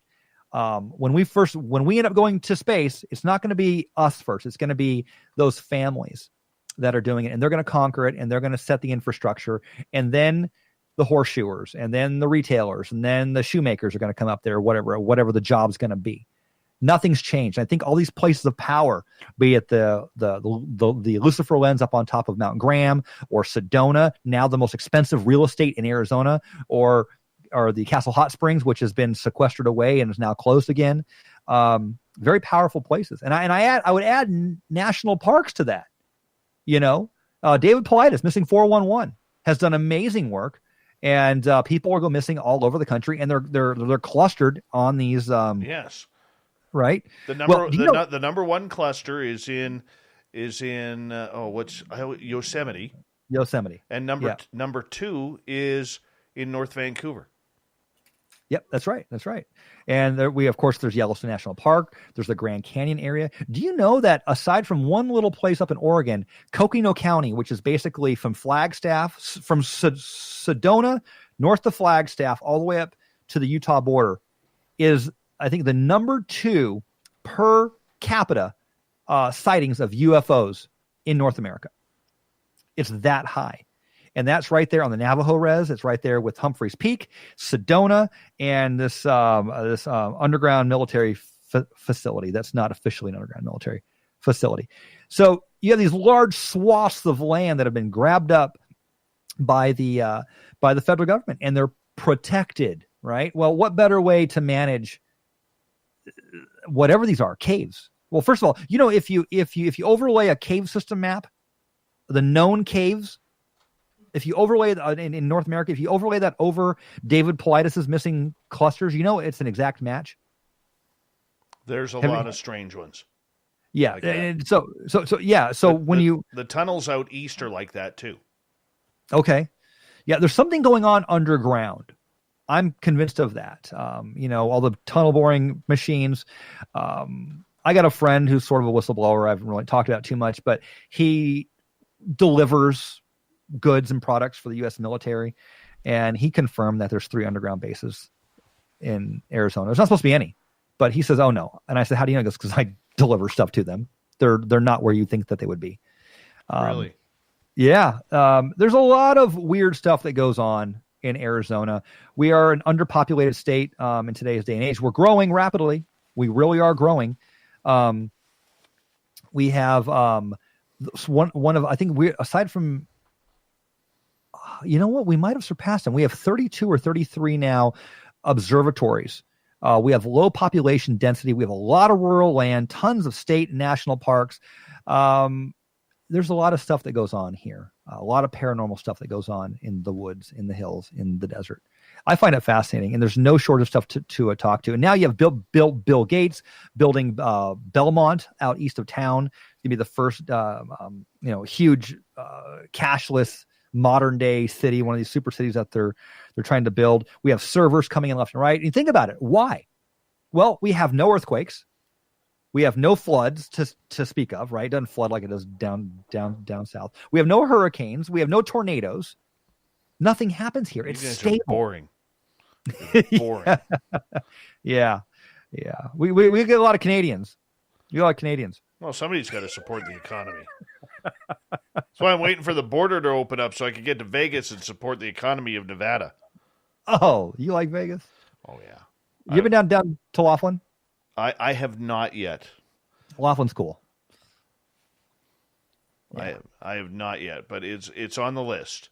It is on the list. We have about 7 minutes left with you tonight, and you've mentioned the little people a lot tonight. This really interests me because the First Nations up here where I live, they talk very frequently about the little people and up on the mountains.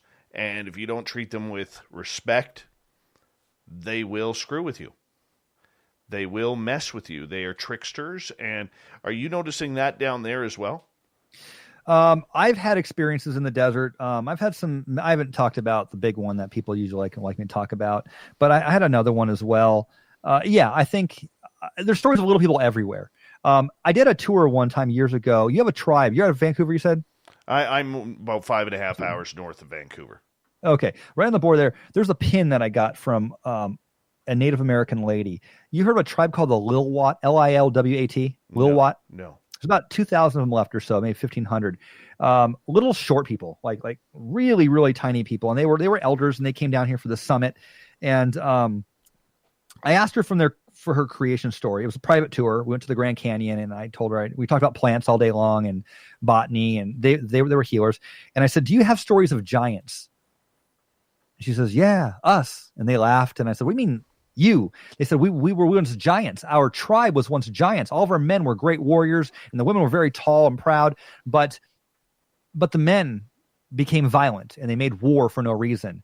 And the women did not take care of the kids, and they traded things for sexual favors. Same story as the Hopi, by the way, identical story. And he says God came down and he made us small. He made us small to make us diminutive, so that we would not corrupt the world any longer. So there's that side of the little people story, but there's also the little people that all the natives feared, and the Pima talked about them greatly down here. The Pima was the ancestors of they were the progeny of the Hohokam, that ancient culture I talked about, and they said that the little people lived up in the Superstition Mountains or on all of the mountains, and no one really knows what they were or where they came from, but they were always tricksters. They were highly intelligent. They had these superpowers. They were physically strong, and they had mental powers to make people do things. I think the most famous one is a story out of Mount Shasta, if I'm not mistaken. The Mount Shasta area is home to a lot of these. And of course, Ireland, they're everywhere. The question is, are they interdimensional? Are they physical? Do they actually live in these caves? Is that why the U.S. government took over these national parks? There's something there. I believe the reason why the National Park Service, which, in 2012 was 100 years old, I think it came into fruition when it did because the West was filling up and things were being seen and recovered. Then they had to insert yellow journalism to cover up for quite a bit of the stuff. I don't know. What do they talk about the little people up there? What do they say? Up here, they are very mystical, and I know that when the little people come down, when they are upset with people within the First Nations community, they will start stealing things, jewelry, things like that of importance. And so quickly, friends of mine that are First Nations in the area will have to quickly make stuff to try and trade back for the jewelry. So my friend's mother actually had her jewelry stolen by the little people. And so my friend I said to him one day, I said, what did you do the last couple of nights? He goes, I've just been making trinkets. He goes, little hats, little jewelry for the little people because we're trying to get my mom's jewelry back. They made an offering of the trinkets as well as some food, and they sat downstairs, and about an hour later they started hearing noise of rustling around upstairs, and when they went upstairs after it went silent, all of mom's jewelry were sitting back on the little tray. You just sparked a memory. There was my friend out on the Yavapai Res, just east of town here. They built a casino, and he lives in both dimensions. He sees the little people all the time. He says they're everywhere. I see them when they come out. They usually go away at nighttime, and the big, tall, hairy ones come out, and the little ones, but they're in the day. So we built a casino, and I told the chief and I told the council, do not leave milk out for them. They're going to be attracted. They're coming for the coins. They love coins. They love trinkets. He says, but one of the ladies left milk out for them, and they've stayed, and there's nothing but trouble. They're very mischievous. And that's what he told me. He said, we had to do this thing, and you can't cleanse them. You have to lure them away. And we lured them back out of the casino because they're breaking our machines and they're causing trouble with the bingo games. That's what he told me. And he talks about it. And what's interesting is when he's talking about that, because he's probably the most metaphysical one of the bunch. The others, his peers, his natives, the elderly, they just sit down, they put their head down, and they just listen. No one corrects him. No one says, "Oh man, quit joshing these people." It's a very real thing, and there's something to it. Without a doubt, there's something to it. I believe. He says they're interdimensional and they live on the other side. And if you learn to look and see, and I mentioned earlier about the other side there. There's a gentleman lived in the East called Tom Brown, and he was trained by one of the last Apache scouts by the name of Stalking Wolf. And Stalking Wolf taught him, and he actually teaches the military now. Tom Brown does. Rangers and Navy SEALs, teach them all kinds of wilderness skills and whatnot. But he taught him that observation is next to spirituality. And when you learn to observe your surroundings and immerse yourself into it, you will then become on the other side, and you will live in the dual worlds at the same time. And Stalking Wolf could go between worlds back and forth. And I think we've lost a lot of that. Stalking Wolf also said that because his lifelong mission and goal was to find the root of all religion. He said, if you can take a religion with you out into the wilderness and it works for you and everybody else, if you take it out there naked with nothing other than what God gave you in God's church, it's a true path. Get rid of the dogma, get rid of the ceremony, get rid of all the candles and the incense, everything, and just get back to nature. And if you can do that, that is the true religion of earth, and you will begin to live that duality with it. And that's when he would begin to commune with the other entities on the other side. My friend, it is that time where we have to say goodnight to you. A show that has flown on by here. Cory Daniel, thank you for explaining the Phoenix Enigma and all your research on Spaced Out Radio. Really appreciate it. Thanks for having me. All right, Cory Daniel, everybody. The Phoenix Enigma. You can look it up online there. It's right there for you. Coming up next, we have the SOR Newswire. We have the Thought of the Dave. Stay tuned. Spaced Out Radio, continues right after this.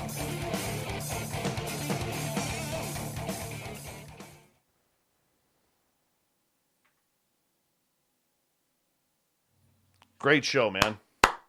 Good. I hope it was. We'll give you some claps for that. Well, thank you. I appreciate it. Thanks for inviting me on here. No worries, man. No worries. It was a pleasure. You know what? That the little people just reminded me of a story. My buddy told me this. We were talking about it recently. My buddy Mike, he was out hunting for rabbits and grouse one day in this gravel pit, and he gets out of his vehicle, and he is walking around just checking to see if there's any tracks on the ground, and I'm 15 miles away. I'm at my daytime office. And clear as day, he hears my voice. Mike, help me. Come in here. Help me. Oh, no. And he said it wasn't coming from one area. It was coming all around him. Like the sound was emanating all around him. And it freaked him out, and he left. And, I've heard of skinwalkers doing this. I've heard of Wendigos doing this. So I asked one of my First Nations friends about this, one of the elders locally here. And he's like, no, we don't have any of those here. He goes, the little people would do that if they felt threatened. And he goes, if your friend would have went into the forest, you would have never seen him again. Yeah, people disappear all over the place. They really do. People go disappearing all the time in this world. Oh, yeah, man. Oh, yeah. I just want to say, HVYHX, thank you for coming on and on Spaced Out Radio in our chat room tonight. Mm-hmm. Really do appreciate that. America's Quilt, good to see you back in the chat room. Thank you for joining us. I think you've been here before. Yeah, I think so. All right. We're good. Yeah. My friend, I want to say a big thank you. And thank you for inviting me. I had a lot of fun. You're a great speaker. Well deserved. Well, if you'd like to have me on again, you know where to find me. We can get into masonry or anything else you want to talk about. Yeah. It was just a fun, rolling conversation tonight, and I appreciate you, man. All right. Thank you, sir. All right. Take care. Good night. Cory Daniel, everyone. Fantastic. Absolutely fantastic. I want you guys just to sit nicely here. Hey, Randy Spurl, how you doing? I am just going to go run and refill my water here because I don't have much and I'm dying of thirst. I'll be right back.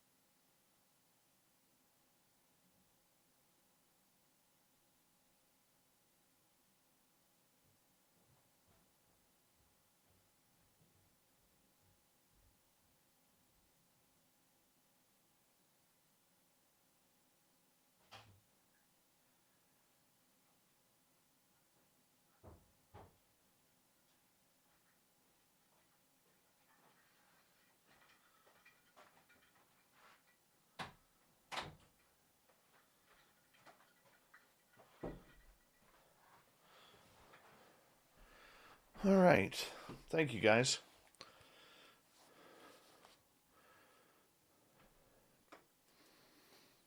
Appreciate that. I'm glad you guys really enjoyed Cory. Hey, Rich Hilke, how you doing, man? Good to have you here.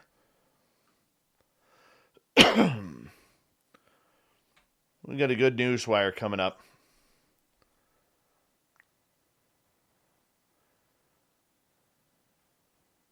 Thank you to Michelle and to Vinster, Aiden, Jeremy, Cat Chaser, and John for the amazing super chats in supporting our great show, Spaced Out Radio. Thank you to all of our new subscribers here on the show. We really appreciate it. And for those of you who've hit the subscribe button, we are here nightly, 7 days a week. I'm here Monday through Friday. Lynn Wellington is here Saturday. Michael W. Hall on Sunday. And we really do appreciate you guys coming on in. Hey, Beehive Chuckles, how are you? Thanks for coming on in. We're going to get this thing going here, the final half hour. And we're going to get it going here in about 4 seconds.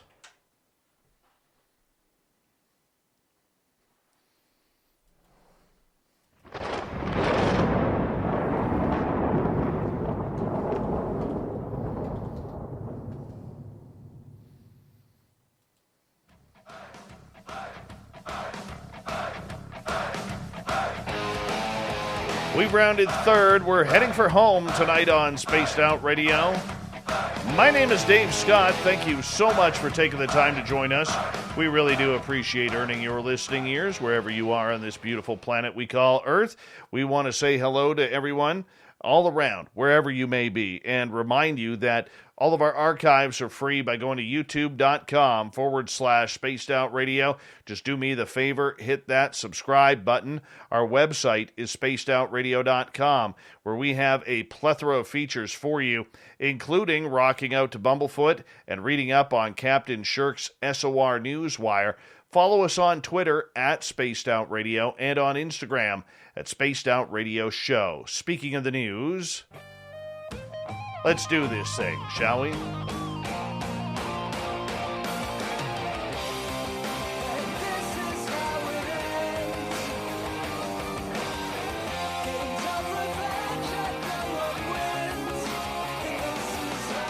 The news is always changing, which is why we bring you the SOR Newswire at the back end of every show, where we get to the weird, the strange, the wacky, and sometimes the question mark. And the reason why I call it a question mark is, if I was American, I would be upset by this. I really would be upset by this. And I'm going to read the story, and then I want you to tell me whether or not you're upset. I think you should be. And I'm not trying to put words in your mouth or anything like this, but let me read the story and then I'll tell you why. For some time, expressing interest in unidentified flying objects, or UFOs, has been deemed mostly unacceptable in wider society. But that attitude appears to be changing in America, with luminaries from Barack Obama to former NBA star Shaquille O'Neal sharing their thoughts. Obama was asked about the UFO issue during a television interview, and the former president confirming footage and records of unidentified objects exist. Much of the newfound and newly sincere interest in UFOs appears to stem from a report on 60 Minutes, which tackled the U.S. government's grudging acknowledgement of UFOs, with the Defense Department and intelligence agencies due to deliver a much-anticipated official report on mysterious aerial sightings next month. 60 Minutes interviewed a number of credible witnesses, including former Navy pilot who said that he had seen unidentified aerial phenomena, the government's preferred term, every day for the last couple of years. That prompted Obama's discussion on aerial phenomena. He said, "What is true, and I'm actually being serious here, is that there is footage and records of objects in the skies that we don't know exactly what they are. We can't explain how they move, their trajectory. They did not have an easily explainable pattern, and so, I think that people still take seriously trying to investigate and figure out what it is, but I have nothing to report to you today." Now, let me tell you why this is important. A former president of the United States, in Barack Obama, who has denied this topic, denied it ever since he was 8 years into the White House. If you go back in 2015 when he was on Jimmy Kimmel, he said point blank that he tried to look into the UFO phenomena, but there was nothing there. Nothing, zero, zilch. And now he's talking like there was. It doesn't matter. This isn't a Republican thing. This isn't a Democrat thing. This is an American thing. The president lied. He lied. And if you listen to his speech, he will say the same thing. And he stutters through it until he gets to the point where he says the paragraph I just read to you. And then he is smooth as silk. And then he goes ad-libbing again, trying to downplay the story. It's easy to say that he is in the know, has been in the know, and nobody is pressing him on that. Where 5 years ago, he was telling people, no, I know nothing about this topic. And now he's saying exactly what UFOs are. That's a reality, people, that you, as American citizens, whether you're Republican, whether you're Democrat, whether you're Libertarian, should be concerned with. Now, you can sit there and say, oh, well, maybe he didn't know while he was in office, and he's just learning as we go because he still has top secret clearance. No, he knew. And then we can say on the joking side, well, really? A politician lies? This is the president on a major story that involves the United States military for right now. He lied to the American public. And that needs to be called out by the media. It doesn't take a body language expert and a vocal expert to be able to pick up what he said. And that interview was with James Corden. It can be found on YouTube. But I'm serious about it. Go back and look at it. You will see a former president lying to the people. Seriously. I would be upset. Next month, U.S. intelligence services are due to deliver a groundbreaking report on unidentified aerial phenomena to Congress. Compiled by the Secretary of Defense and Director of National Intelligence, it's expected to declassify Pentagon knowledge about unexplained aerial objects at a time when encounters between UFOs and U.S. Navy fighter jets have been sending chills through the nation. Often dismissed as made-up ramblings of predominantly rural-dwelling attention seekers, a decade and a half of encounters by the Navy's top fighter pilots and mysterious objects have been tracked by sophisticated sensors and are generating some real attention. So are UFO sightings reflected in the unease emanating from the U.S. Navy cockpits? There's actually a National UFO Reporting Center in the United States, of course. That can be listened to here on Spaced Out Radio with Michael W. Hall each week. New Fork. Yes. Go check it out. Seriously. What this article is saying is it's time to start taking UFOs seriously. We need to start taking this topic seriously. All right? If you're still a disbeliever, and look, the people in my chat rooms already believe. So here I am speaking to the people on our 6 terrestrial radio stations, those on our digital who do not understand the phenomena or the size of the phenomena. Look, it's time to open up the eyes. We got something seriously happening in our skies. We have a former president, who is lying about this topic, about what he knows publicly. We're being told it's a threat, even though using the word threat is what gets money put into the project through Congress. Okay, we got something going on. Pay attention to June 25th. I don't think anything exciting is going to happen, but there's some real stuff going on. And we will continue to cover that story here on Spaced Out Radio. Here's a weird one. I don't know where Captain Shirk found this one, but we're going to run with it. If a tree farts in the forest, does it make a sound? The answer is no, but it does add a smidge of greenhouse gas to the atmosphere. Yes, apparently dead trees fart. Dead trees. Yes. And they account for roughly 1/5 of the greenhouse gases. Well, I better not tell Justin Trudeau this because he will put a carbon tax on these trees for farting. Well, they emitted by skeletal marshy forests along the coast of North Carolina, researchers report. I'm sure it's happening in Canada here too. While these emissions pale in comparison with other sources, an accurate accounting is necessary to get a full picture of where climate warming gases are coming from.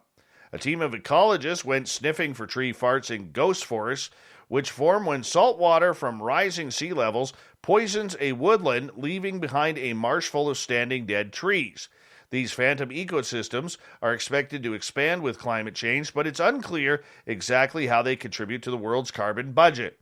The emergence of ghost forests is one of the biggest changes happening in response to sea level rise, said Karen Gadian, a coastal ecologist at George Washington University in Washington, D.C., who is not involved in the work. As forests convert to wetlands, and we expect over long timescales that's going to represent a substantial carbon sink, she says, since wetlands store more carbon than forests, but in the short term, dead trees decay and stop taking up carbon dioxide, through photosynthesis. So that's what's going to be a major greenhouse gas source. So now we got to worry about not only cows farting, but dead trees farting. Look, everything farts on this planet. You can't tax someone's ass. You just can't. It's impossible. And the damn cows and trees don't pay taxes. They don't. They just sit there all smug. I'm not paying that. No. Let the humans do it. Anyways, to better understand how ghost forests pass gas into the atmosphere, researchers measured greenhouse gases wafting off of dead trees and soil in the 5 ghost forests on the Albemarle Pamlico Peninsula in North Carolina. It is kind of eerie out there, says Melinda Martinez, a wetlands ecologist, but Martinez ain't afraid of no tree ghosts. No. She measured CO2, methane, and nitrous oxide emissions from dead trees using a portable gas analyzer she toted on her back. I definitely look like a ghostbuster, she said, and she said it just that monotone. I definitely look like a ghostbuster. Anyways, dead trees are farting. They're causing emissions. We're probably going to get taxed for it because these trees just won't fall down. And people, if you're in a swamp area, cut them down. Seriously, use it for good forest firewood. Not forest firewood, but firewood. How about that? Scary one for this family dog. Duke the Black Labrador was just hanging out in his front yard in Wares Cave, Virginia last week when he was swept off his feet by a dust devil. Security footage from the house shows the 70-pound pup flying several feet through the air as the short-lived air tunnel swept through his neighborhood. Luckily, Duke's owner, Brittany, has said that the pooch was slightly startled, but he's doing just fine. It's still very tough to imagine that, a 70-pound dog or close to it, and how, you don't see that every day. You just don't see dogs fly.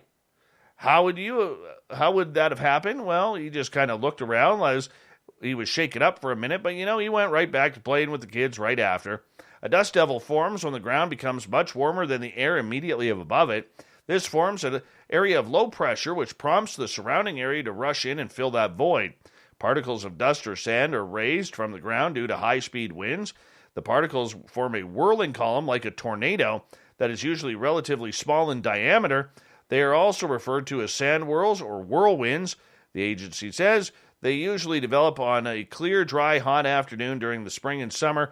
Dust devils are more common in dry climates, but they can occur near anywhere. They typically last only a few minutes, and they rarely cause minor damage to trees or buildings. We get those up here, near the studio. Had one in my backyard. Took my son's hat right off his head. Yeah, he didn't know what to do. It was kind of funny, actually. Eerie, but funny. Hundreds of people lined up outside an abandoned gas station in California for the chance to get up close and personal with a rare plant known as a corpse flower. The corpse flower, scientifically known as Amorphophallus titanum, belongs to gardener Solomon Leyva, who brought this plant to the old Art Deco gas station in Alameda to share with the community. The plant, which only blooms once every several years, is known as the corpse flower due to its pungent odor it releases while blooming. So great, this thing's farting now, and it's going to be taxed for its carbon. It produces a tree-like root-looking plant with a really wide canopy, Leyva said. It produces it over and over every year until the bulb has sort of enough energy for it to bloom. This could take 10 years, it could take 15, it could take 20 years. Leyva said he wanted the community to have a chance to get up close and personal with the plant, which normally can be only seen from blooming at facilities where the public is kept separated from the plant by barriers. I think It's everyone tripping out that they can walk up and wiggle it and smell it. A lot of fun for everybody. Leva estimated that at least 1,400 people had lined up to see the plant so far. Yeah, he's going to get busted for that. They got big emissions rules in California.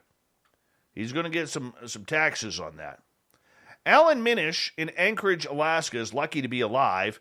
Here he was, alone, surveying land for a real estate agent in a wooded, remote part of Alaska, putting some numbers into his GPS unit when he looked up, and there in front of them was a large brown bear walking about 30 feet away. I saw him. He saw me at the same time, and it's scary, Minish said, as he was talking from his hospital bed in Anchorage, where Alaska's greatest athlete, Emily Bigelow, lives. Anyways, so what happened? Well, apparently these two had an argument, and let's just say it left Mr. Minish in the hospital. Yeah, he called the bear fat, called it ugly, said, look, you don't look like you could kick the ass of a doe deer, let alone a human. Well, the bear took offense to this, literally took his claw, smacked him on the head, bit him on the forehead. All right, this was a brawl. It was a brawl for it all. Minish almost lost his life. The mauling left him with a crushed jaw, a puncture wound in his scalp so deep that the doctors could see the bone, lacerations, and many stitches after 4.5 hours of surgery. He was also wearing a patch over his right eye and says the doctors are worried about it. All that happened during the encounter he estimated lasted less than 10 seconds. This is why you don't mess with bears in the wild. You don't call them fat. You don't call them ugly. All right? You don't sit there and say, hey, you, come on over here. Let me hit you with a steel chair. Doesn't work. It's like being in the ocean with a great white. All right? It's going to eat you. Grizzly bears are not happy. They're like house cats, cranky house cats of the forest. Them and cougars. They just don't like anybody. All right? Anyways, the bear, which Minish said was larger than 300 pounds, charged and closed the ground between them within a couple of seconds, because their bears are actually really fast. As the bear neared him, Minish held up and pointed the end of his survey pole, threatening him, I'm going to smash you with this. And the bear said, screw you, I'm going to take this and I'm going to smash you. The brawl was on. Minish ends up in the hospital after getting pinned on the forest floor 1, 2, 3. It was over. Just like that. Now he's got the scars to prove it.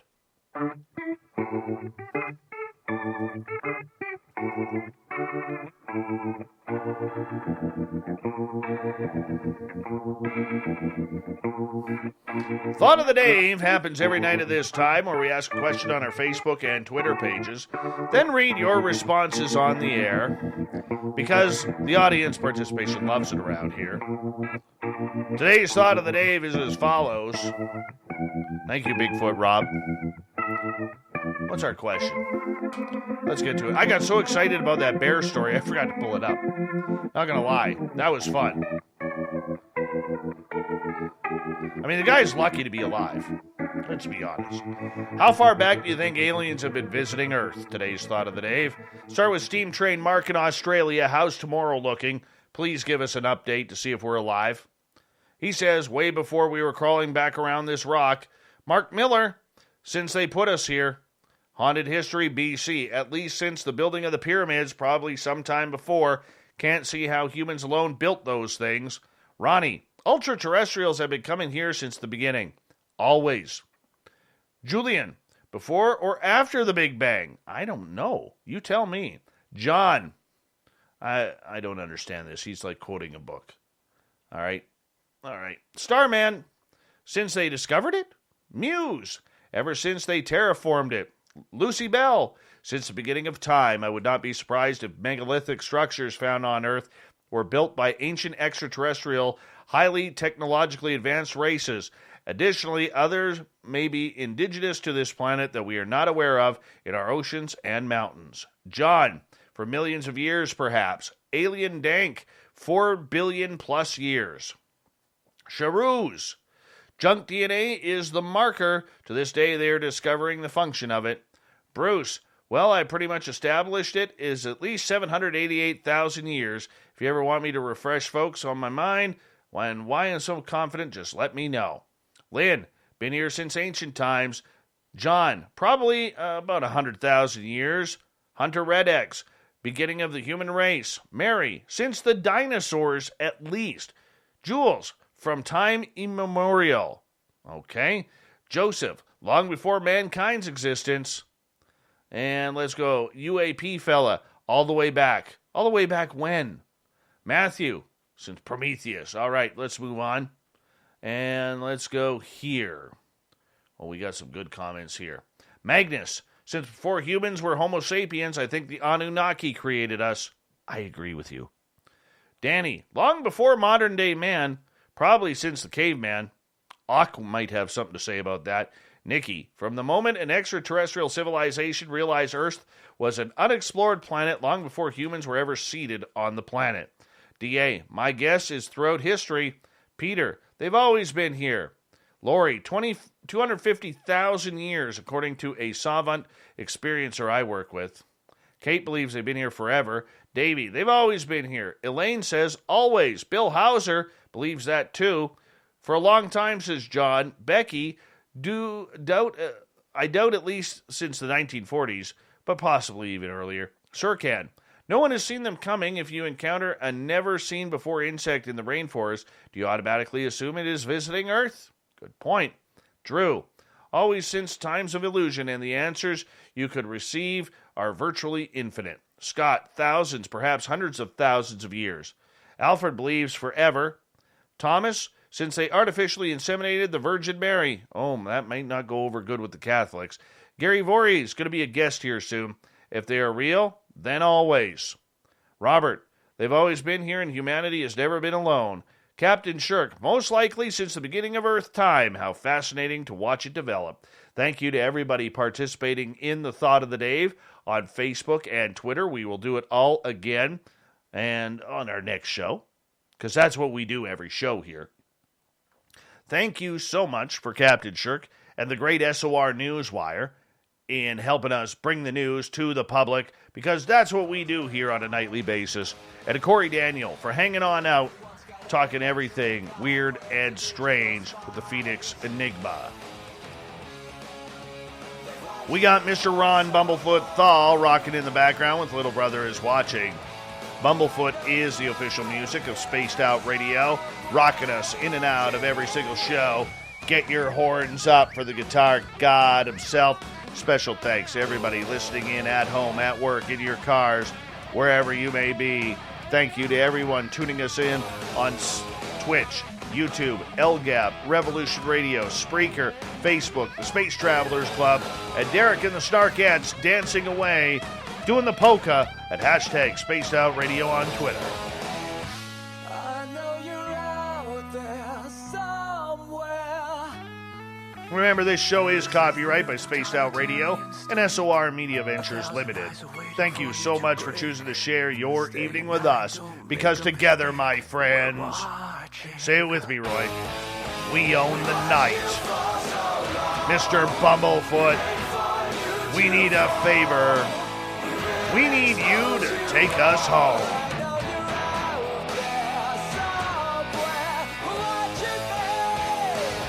Yes, the Woo train has docked for the night. But soon, my friends, we shall ride again. Your seats are always available. Your tickets never expire. And if you want to bring a friend, we've got room for them too. Good night.